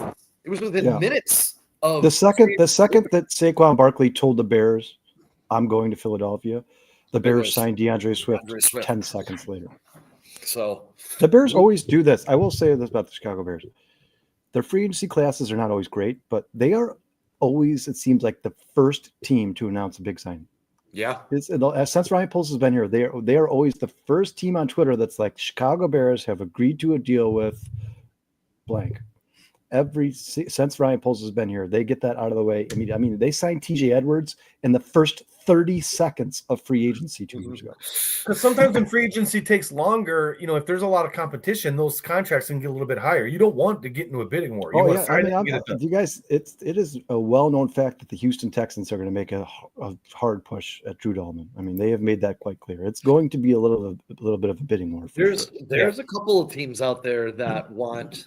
That are going to be looking at him. I believe the Seattle Seahawks are another one that are on the list for Mr. Dalman. And I'll say this: it could come down to where he wants to play.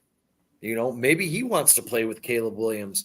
He doesn't want to go to Houston, but I mean, Houston is a perennial playoff team. Have they been in the playoffs the last 2 years? Didn't they make the playoffs this year? They've won a playoff game the last 2 years. Yeah. So, where is Drew Dalman from? Let's see. Drew Dalman's home.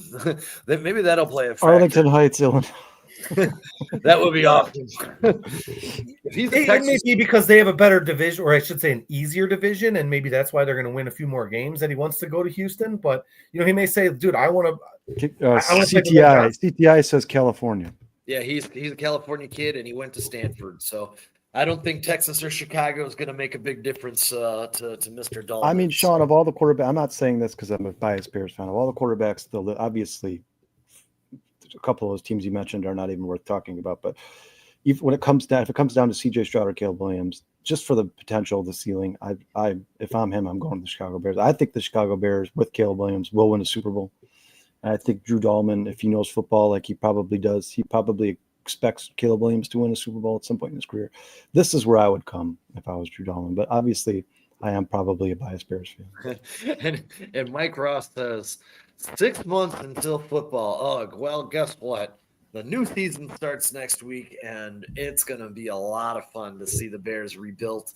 And, now then we get OTAs, and, football season's never over, my friend. We're 6 months until football games, but football season never dies in Chicago.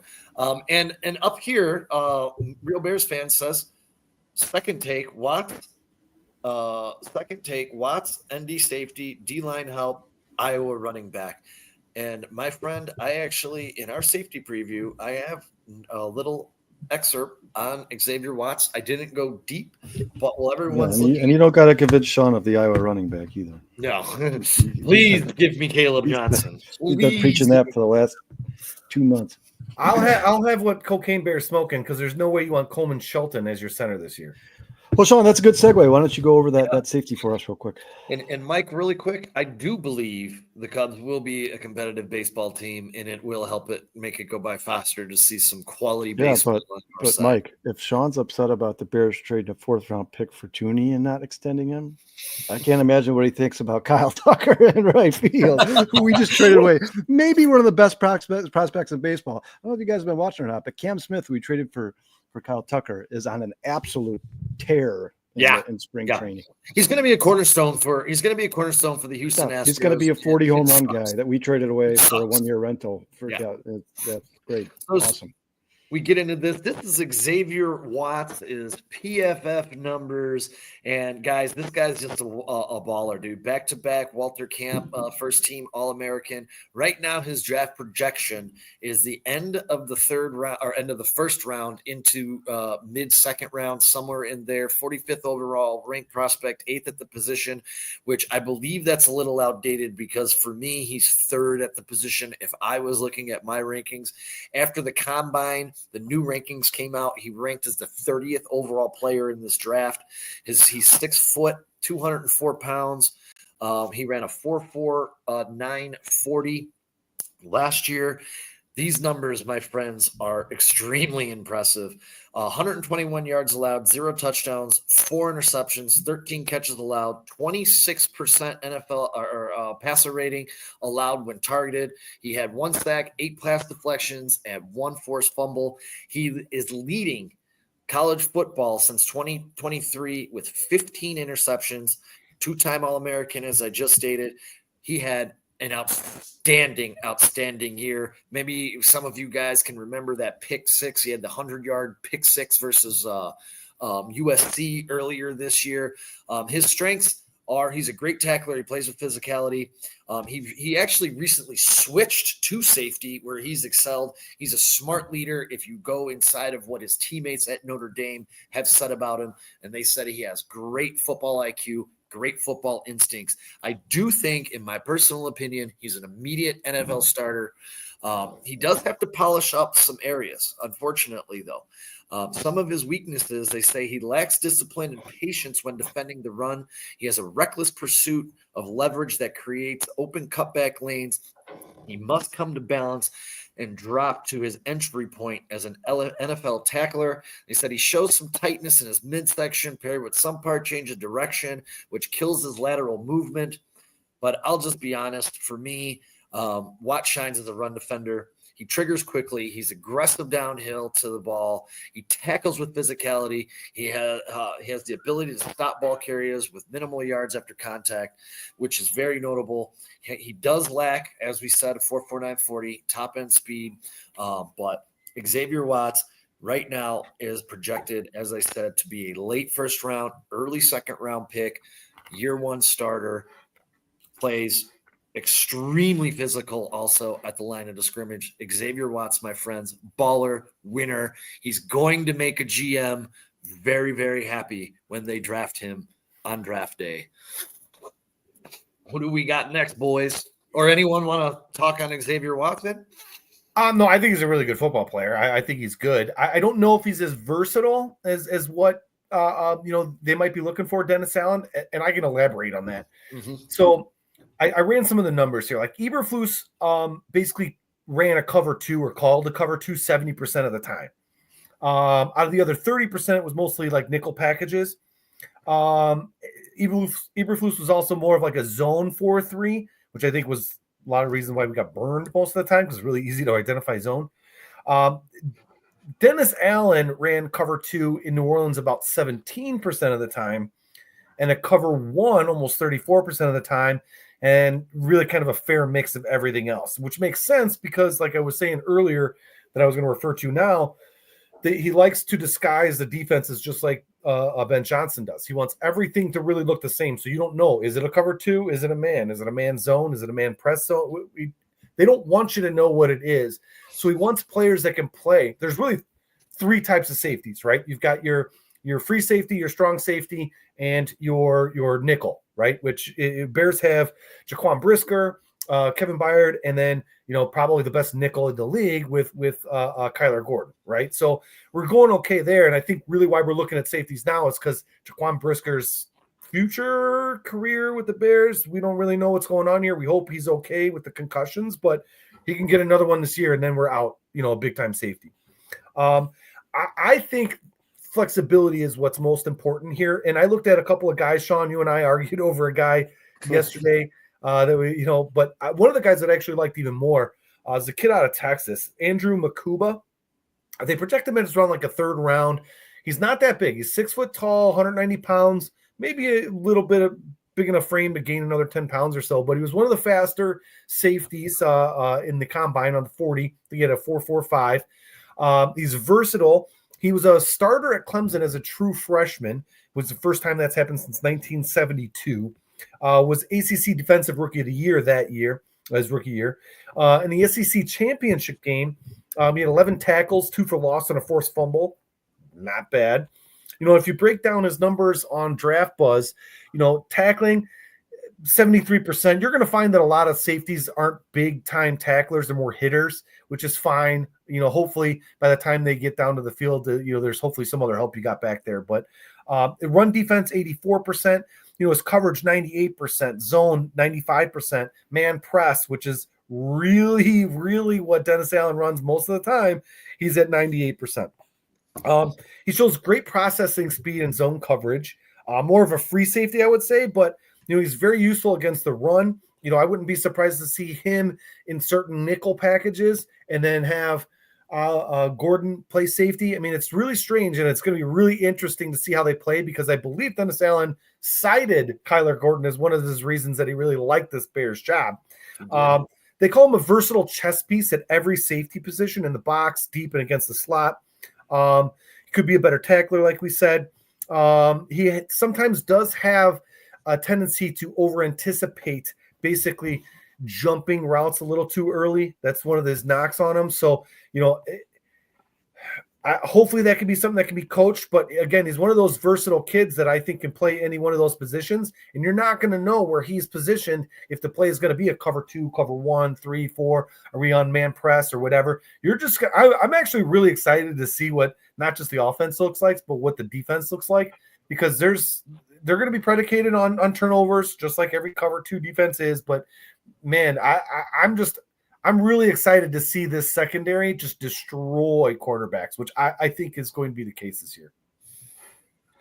Yeah, to Andrew Makuba, his quarterback rating when targeted was 38.7. That was one of the lowest of any player on draftbuzz.com. You guys, I honestly believe, Jason, you went over the numbers. 98% coverage, 95% zone, 98% man press.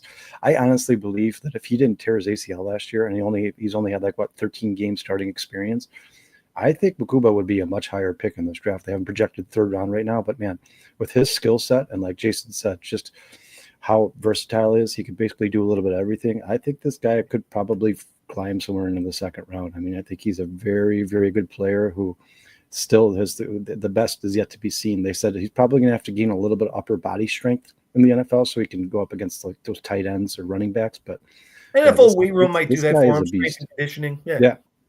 I like him a lot, Jason. He's actually my favorite guy in this draft that I think the Bears would realistically be projected to draft, because I don't think you'll see them draft a safety until anywhere from the third round or later. I was going to make that point. A lot of the other guys we're talking about are just guys you're probably not going to see the Bears target. I just don't think safety is at the top of their priorities right now. Right. We have bigger needs. Yeah. That guy, this Makuba guy, I like him a lot, man. I think he could be a very good player in the NFL. If he didn't torn his ACL, I'm telling you, he'd be much higher projected than he is right now. and he should be healed. So the physicals, I'm sure, are fine. He wouldn't have been running the 40, right, if his ACL was still bad. So, Yeah, I get why, these guys have major injuries, so the teams, they fall down the draft a little bit. But yeah, the teams that are willing to take a chance on them and they stay healthy, those are the teams that. But bringing usually reap the injuries that benefits. bad anymore. You know, an ACL, MCL, like if you tear one of those, they can treat them really well now. And guys bounce back all the time. It's you don't want to see a guy who like tears all three in both legs on the same. You know, that's what you're Derrick worried Rose. You know, Derrick Rose. about. Yeah. Who you got, Kyle? Well, so one of the guys I decided to do, guys, and the reason I decided to do him is he's another guy that I think the Bears have a realistic chance of drafting if they really are concerned about the safety position, concerned about the health of Jaquan Brisker. It would be Kevin Winston. He's 6'2", 215 pounds out of Penn State. He's projected to be a man zone slot / nickel safety. So he's another one of those guys you could probably move around a little bit if you wanted to. He's projected to be a 3rd round pick, but could fall into the 4th round is what they're saying. He has an overall rating of 83.8. The only thing I didn't like about him, guys, is the QB rating when targeted is 88. That was one of the highest of anybody in this list. This seems to be a guy like he could probably be better at the strong safety position. His tackling is a 94. His run defense is a 97. So his coverage numbers, 82, zone 73, man press 83. So not bad at free safety, but definitely a better player when it comes to playing in the box and watching the run. He should be a nickel. Yeah, his strengths are elite run defender with uncanny ability to diagnose and attack run plays, showcases rare instincts when playing downhill that separate him from peers, plays with controlled violence that creates highlight reel collisions, brings the kind of thump that makes skilled players aware of his presence on every snap. So he's kind of one of those guys that wide receivers will start to keep their eye on after a while once he's hit him a couple times. This is a guy who lays people out. Some of his weaknesses are man coverage skills, lag behind run defensibility, struggles to maintain hip fluidity when matching routes vertically in press coverage alignment. High cut frame creates tightness and transitions, labors to flip hips and accelerate when forced to cover ground quickly in deep alignments. So basically what it sounds like is he has trouble switching those hips over, but that's something that they could work on in the NFL for sure. It may never be perfect, but they could definitely improve it. This is a guy who may not be a day one starter in the draft, but if the Bears are looking at safety and they say they want to trade back into the 4th round, he's a guy who might be there, and I would definitely consider it for sure. You guys have anything on him? I missed the name, Kyle. What was the name? So he's out of Penn State, and his name is Kevin Winston Jr., 6'2", 215 pounds. Yeah, I did not look into him. What interesting. He's up there with the names like the guy Jay just talked about, right in the middle of the pack for safeties. I think he was ranked the 6th best safety coming into the draft. Obviously, you guys, we could talk about. I don't think we're going to. I mean, you guys can if you want real quick, but I don't think we're going to talk about Starks or Amanwari, whatever, however you say his name. These guys are going to go. Both these guys are projected to go 1st round. The Bears are not going to draft a safety in the 1st round. I can almost guarantee that. So. But both of those guys are going to be really good players in the NFL. Yeah, Penn State had a pretty good defense. Yeah. We're going to catch our breath here because, unfortunately, we got 55 seconds of sound. But we're going to go into a guy you can get in the 3rd round who I think should be up there with Eamon and Mr. Starks. His name is Latham Ransom from the Ohio State University. 2nd down and 1. Stone Earl bouncing in the pocket. They're going to feed him again, and he's met right in the hole and down the football. On 2nd down and 4. Card looking for that 1st down. And the 25-yard line. Finley on the 3rd and 8. Wow. Mullins. And begin to lean forward. It is a blitz. It's an option on the edge. Proud what he's doing. So it's a 3-score game. He tried to run. It's tough to do. 3rd down off the play fake. Gabriel tries to scramble for. Pitch on the edge. Strung out. Drop for a loss. If you remember that play right there against Texas was the play right before. That's the play that set up Jack Sawyer, who got that strip sack fumble that sent them to the national championship game. Latham Ransom is post-combine ranked 122nd, which drops him best player available right into the 3rd round. He had a 93.5 grade as it's the highest graded run defender in college football. That's insane. To me, He's the second best safety in this draft, maybe really close with Eamon Morey and Starks. The fact that he is being pushed so far back is absolutely insane. This guy is the heat-seeking missile at the safety spot, man. In 2024, 76 tackles, 1 interception, 1 sack, 3 forced fumbles. He wound up, he's a little bit slower than these other guys, 4.6, 40, which is probably why he's fallen down. But, man, Ohio State's known for developing strong defensive players, and Ransom's ability to make an impact against the run just stands out, as you saw on that film. He's got quickness to both sides, and sometimes, we all say, oh, speed, it's got to be the biggest thing. Just look at his instincts, and just watching that film, it wasn't just one game. That was like 7 or 8 different games that you saw him making these same exact plays, crushing these people. He's a force, especially in the run game. He can play as a blitzer as well. It sounds like he's going to be a day 2 pick, but again, I think he's a real gem. He's one of my top safeties in this entire draft. He's got a versatile skill set. It makes him tough to match up against. His ability to drive heavy hits near the line of scrimmage, paired with his coverage ability, gives him a lot of value. His NFL comparison is Kenny Vaccaro. If anyone remembers the New Orleans Saint, Kenny Vaccaro, both played physical and delivering coverage. They had a couple of the negatives for him. It says he shows tightening in space that can lead to some inconsistent tackling, but can play heavy-footed, lacks fluidity in pass coverage, struggling to change directions and recover downfield. All in all, for me, Ransom's physicality and strength shine when defending the run. I mean, we saw that. He's a stout defender at the point of attack, using his size and leverage to take on blockers and shed them with authority, as you also saw in those clips. He's got a quick trigger, straight line burst, allow him to get close to the ground rapidly, get into the backfield, disrupt plays. He's a tackling machine. He's aggressive. He throws his body at people, throws his body at ball carriers. He delivers impactful hits, which we also just saw on that video. I mean, he was crushing people. This guy, I love this guy so much.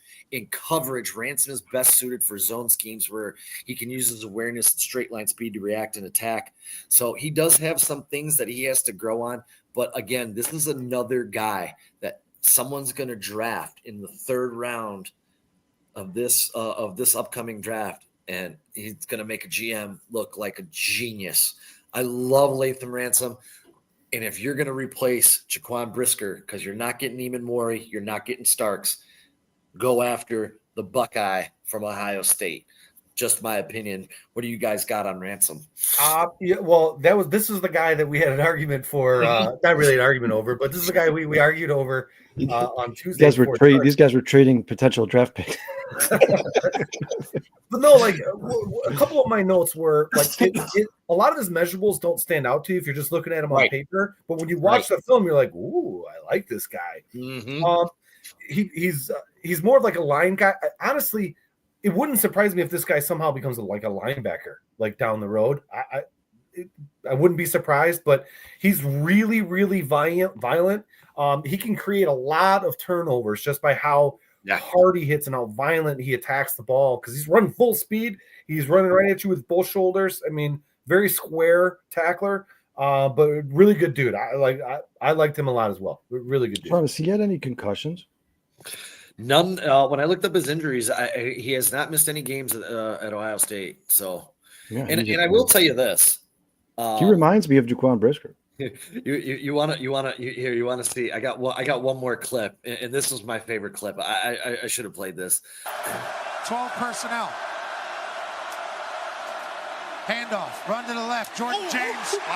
Ram strong. Okay, Lathan Ransom. That's how you fill the gap, isn't it, D-Buck? That's how you show up and fill that gap. That's gap discipline right there, AJ. He was a Ram truck nominee earlier this year for us. Shout out Pat McAfee. Yeah, Pat. That's why I love that clip. I just Ram trucked. On top of that, he's not coming out in this draft, but next year, and he's probably gonna be a top pick, and the Bears might not be in play for him. But his counterpart, Caleb Downs, on that defense is a stud too. I mean, those two guys were really good at Ohio State. What's Ransom's measurables? His measurables were he's 6 foot, 204 pounds, arm length 31 1/4, hands 5 5/8, and he ran that 4.49 40. He reminds me a They're lot like of Jaquan sticking out to you, Brisker. like, oh, this guy's awesome. But like his he film hits is like Jaquan Brisker. Oh, I'm sorry. I'm sorry. That was scratch that. He ran a 4.6 740. His vertical was 33 and 2 inches. His shuttle was 4.25. His arms are 30 and a half. His hands are 8. His weight is 206, and he's 6 foot tall. The last one I gave you was Xavier Watts. Sorry. That's a violent football player there, man. That's the kind of guy you want on your team for sure. I love him. I love him so much. I want him to be a Bear. Like, I know that everyone's enthralled with Starks and Emmanwori broke the combine and all this other crap. I'm telling you, Watts, he's up there with Watts. He's up there with Emmanwori. He's going to be a really good safety in this league, man. If I'm wrong, I'll come back on the show and say, hey, guys, I was wrong. He sucks. But I have a doubt that that's going to happen. well, look, if we were right on all our picks, we would be on this silly show. We'd be making a lot more money. What were you going to say, Kyle? That Ohio State players usually do not suck in the NFL. Jason, who do you got for us? Who's next, man? Actually, I'm going to go to the other side of the field here for the Nittany Lions. Jalen Reed. He's another guy like your typical size, 6 foot 210.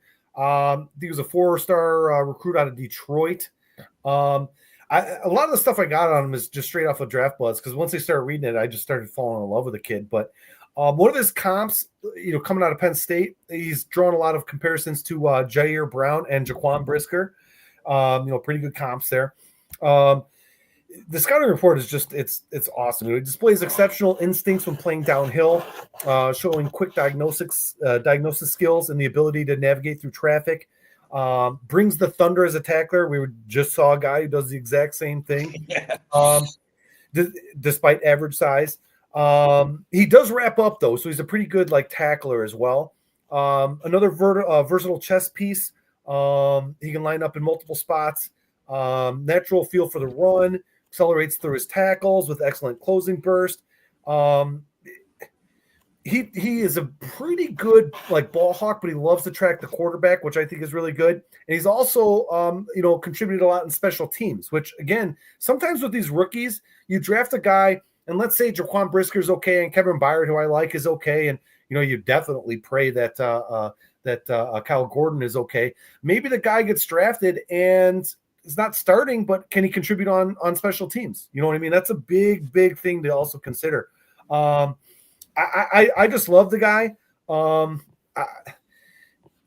He's probably a bit of a work in progress. He probably needs some coaching. He's got a lot of rough edges, but hopefully with the DB room that we have already and the coaches that we've hired, I think they can get a lot of those little mistakes that some safeties have. I love hitting hard, but you don't always have to hit hard. I think that's what Jaquan Brisker's problem is. That's why he's got so many damn concussions.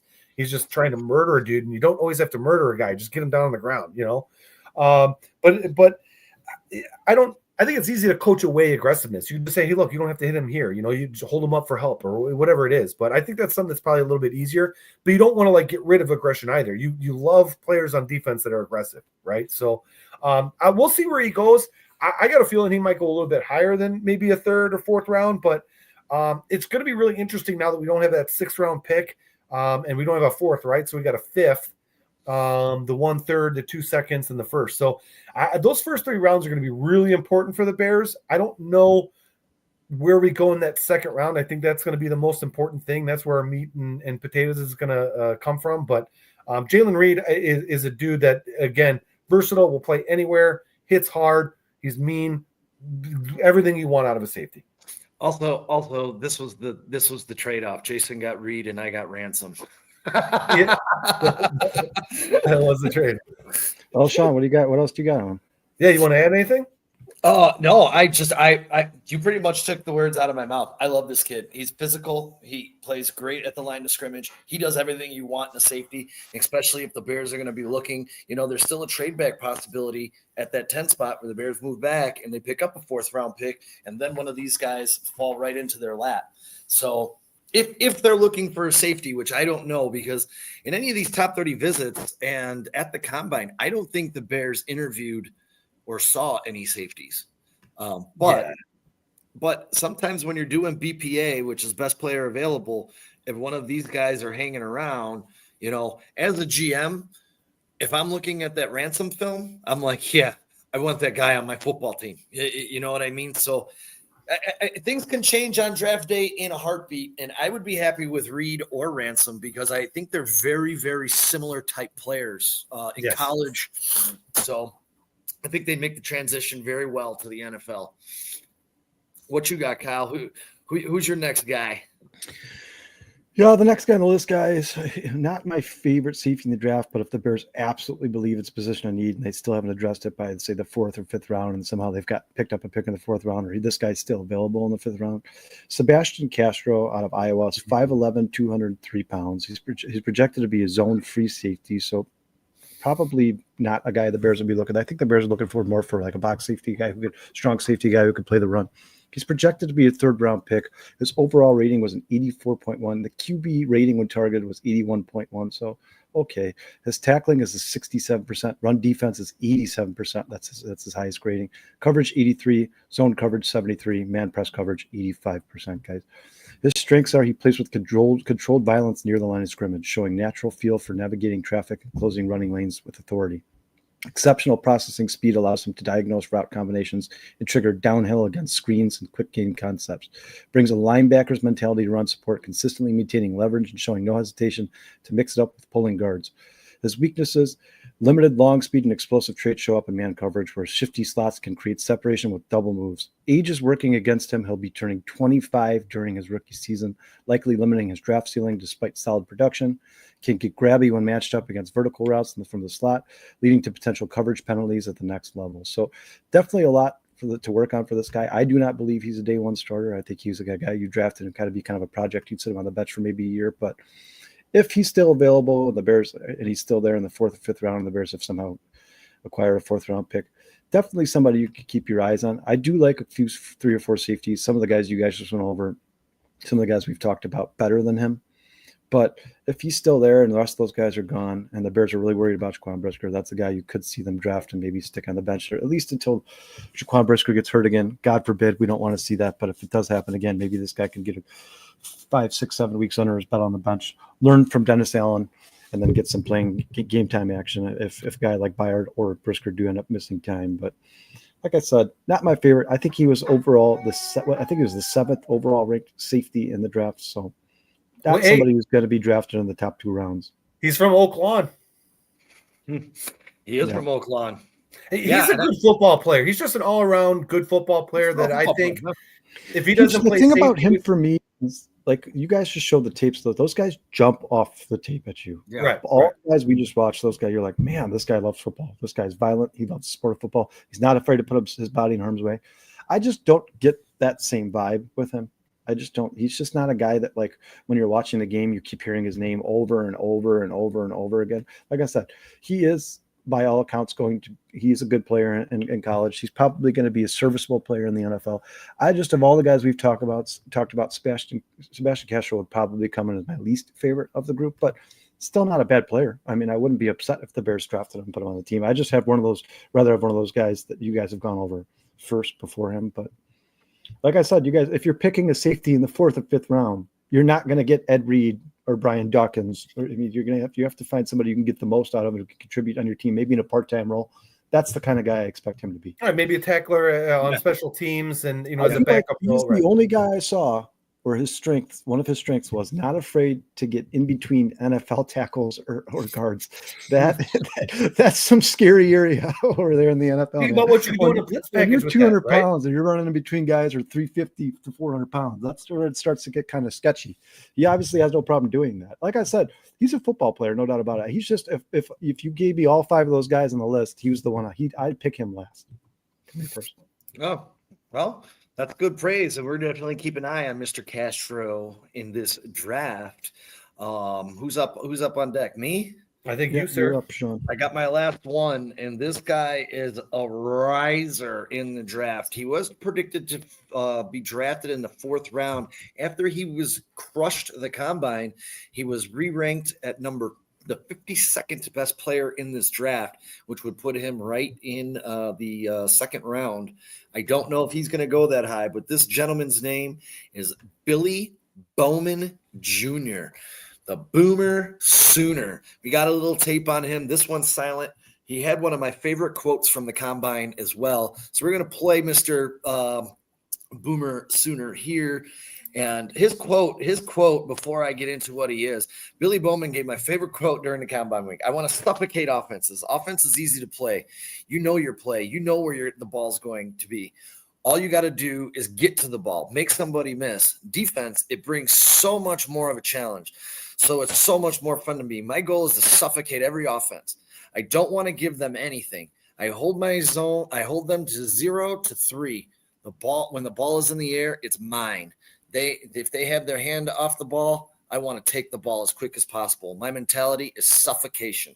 This dude is a baller, straight baller. And he's another guy that I say, you got Watts, Starks, and Imamori.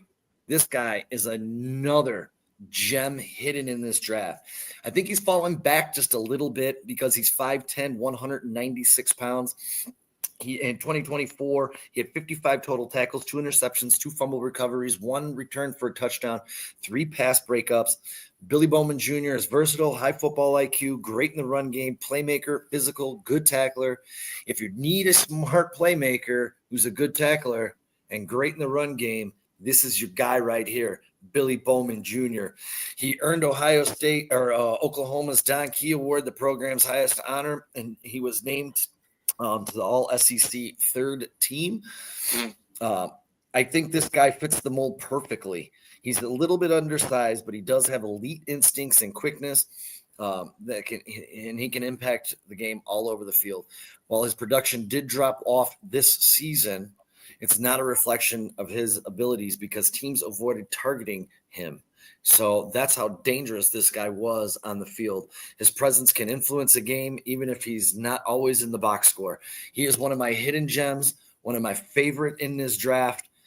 Billy Bowman, this guy is he's amazing at shedding blockers, yes. Man. Yeah. He's amazing at shedding. He might be the best safety. None of the other guys had tape like this. I watched all of them. He gets off blockers like nobody's just that game against Auburn. He went through 2 of them. He went through 2, yeah. Billy Bowman Jr., man. I mean, and again, we're looking at guys that are going to fall late in the draft because we know the Bears probably aren't going to use their first 2 picks. I was trying to find something and I got sidetracked and I didn't finish my research on Billy Bowman Jr. today. So I didn't get his combine, but I do know that he came into the combine as a 4th round pick and finished as the 52nd best athlete at the combine this weekend. So with that being said, that just shows you his athletic ability. He's an athlete. He affects the ball all over the field. Love this kid. Love Ransom. I love all these safeties that we had. And if the Bears end up with any of them, I'm going to be ecstatic. I'm going to be perfectly honest with you. Yeah, there's some good depth there. And honestly, I think a lot of these safeties are really smart this year. That's one kind of like recurring theme that I saw besides, impact and aggressiveness and whatever. So you don't know if sometimes it's just an action word they're trying to use to get you to read the scouting report. But, he's a guy that is very smart and always seems to be like in the right spot at the right time. And it's almost like he's shedding those tackles because he knows what the other guy's going to do. It's not like he's just athletically shedding him. He's just moving around and, you can't block him. Yeah, and I don't have anybody else. I only did 3 because I had a feeling we were going to spend a lot of time on these big linemen that the Chicago Bears signed today. Did anybody else have another guy? Or I don't. The one, I guess, honorable mention I could say, and I'm going to probably screw up his name here, but Xavier Nwankpa. Sure.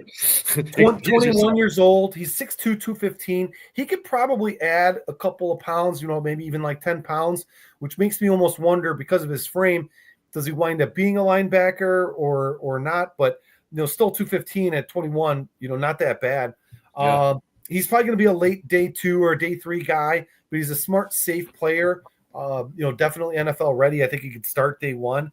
But, again, honestly, I wouldn't be surprised if the Bears don't even draft a safety. It wouldn't surprise me. But, you probably are looking for more DBs than safeties right now, but we have really good DBs too. So I think we just have so many other holes that I think you're probably going to see some defensive linemen drafted. Hopefully at least one or two offensive linemen drafted.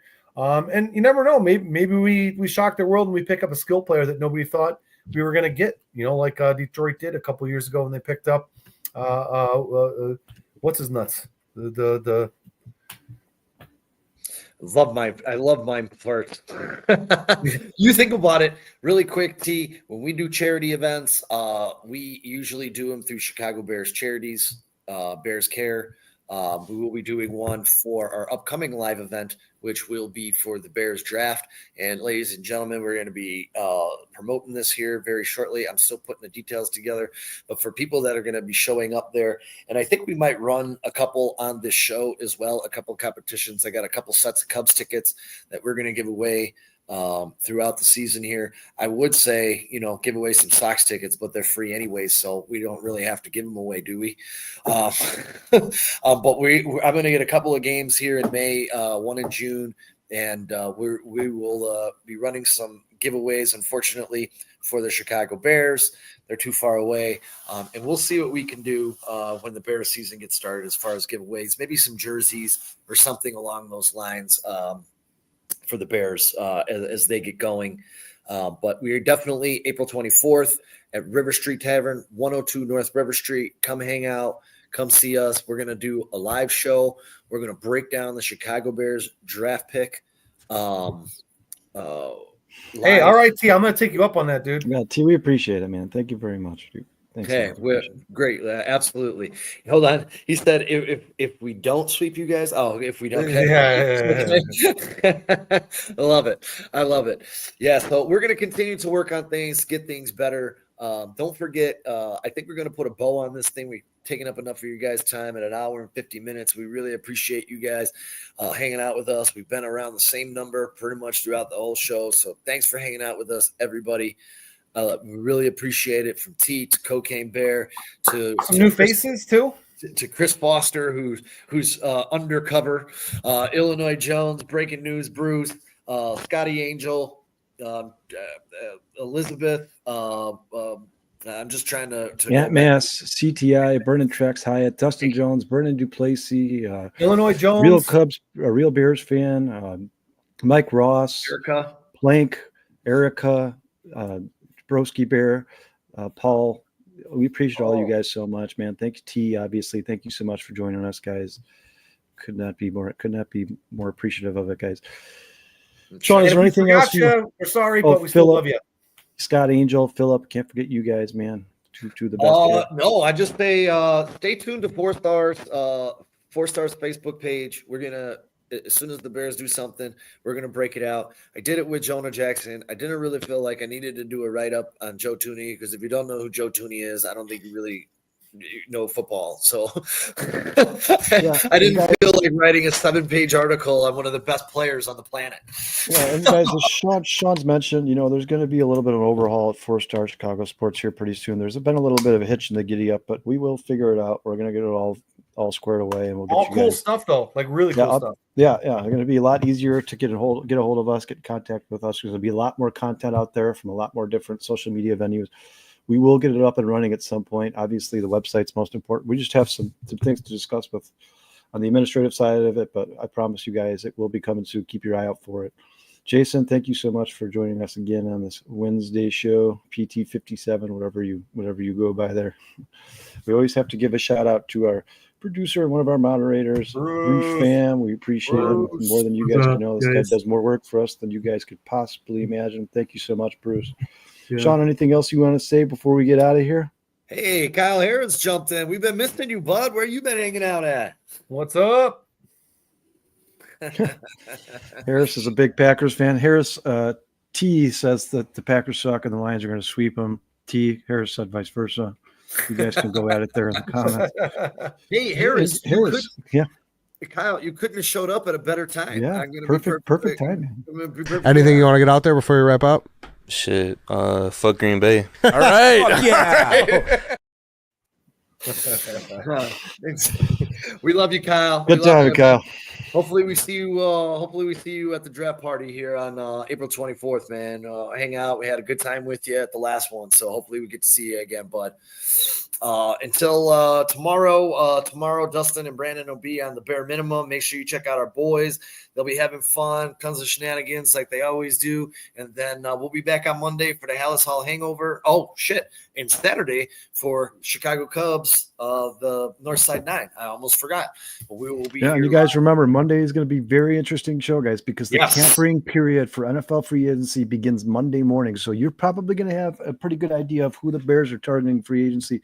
Do not miss that show, guys. It's going to be a really good one. There's going to be a lot of good content on there. And then obviously free agency March 12th will be covered by the three of us, Jason, Sean, and I here on the Barely and There maybe podcast. even a couple Wednesdays. special guests popping in with us on that day. So just stay tuned. Yeah, and guys, there's going to be in between the draft and free agency, there's going to be some more free time. So if there's any other position you guys want to see us break down via the draft, please just let us know, put it in the comments or send it to 4 Stars Facebook page. We'll see if we can do some more research for you guys and some of these guys coming up in the draft. But as always, really quick, Chris Foster, I think you're underselling the Cubs. I think they're going to be closer to 88 to 90 wins this year. And thank you, Lindsay, and thank you, Mr. Foster, for the love. We really appreciate y'all hanging out with us, man. Yeah, Bear Lindsay, down. thanks so much for joining us. We appreciate you. Yeah, absolutely. Bear down. Peace and love, everybody. We'll see you guys really, really soon. Stay safe.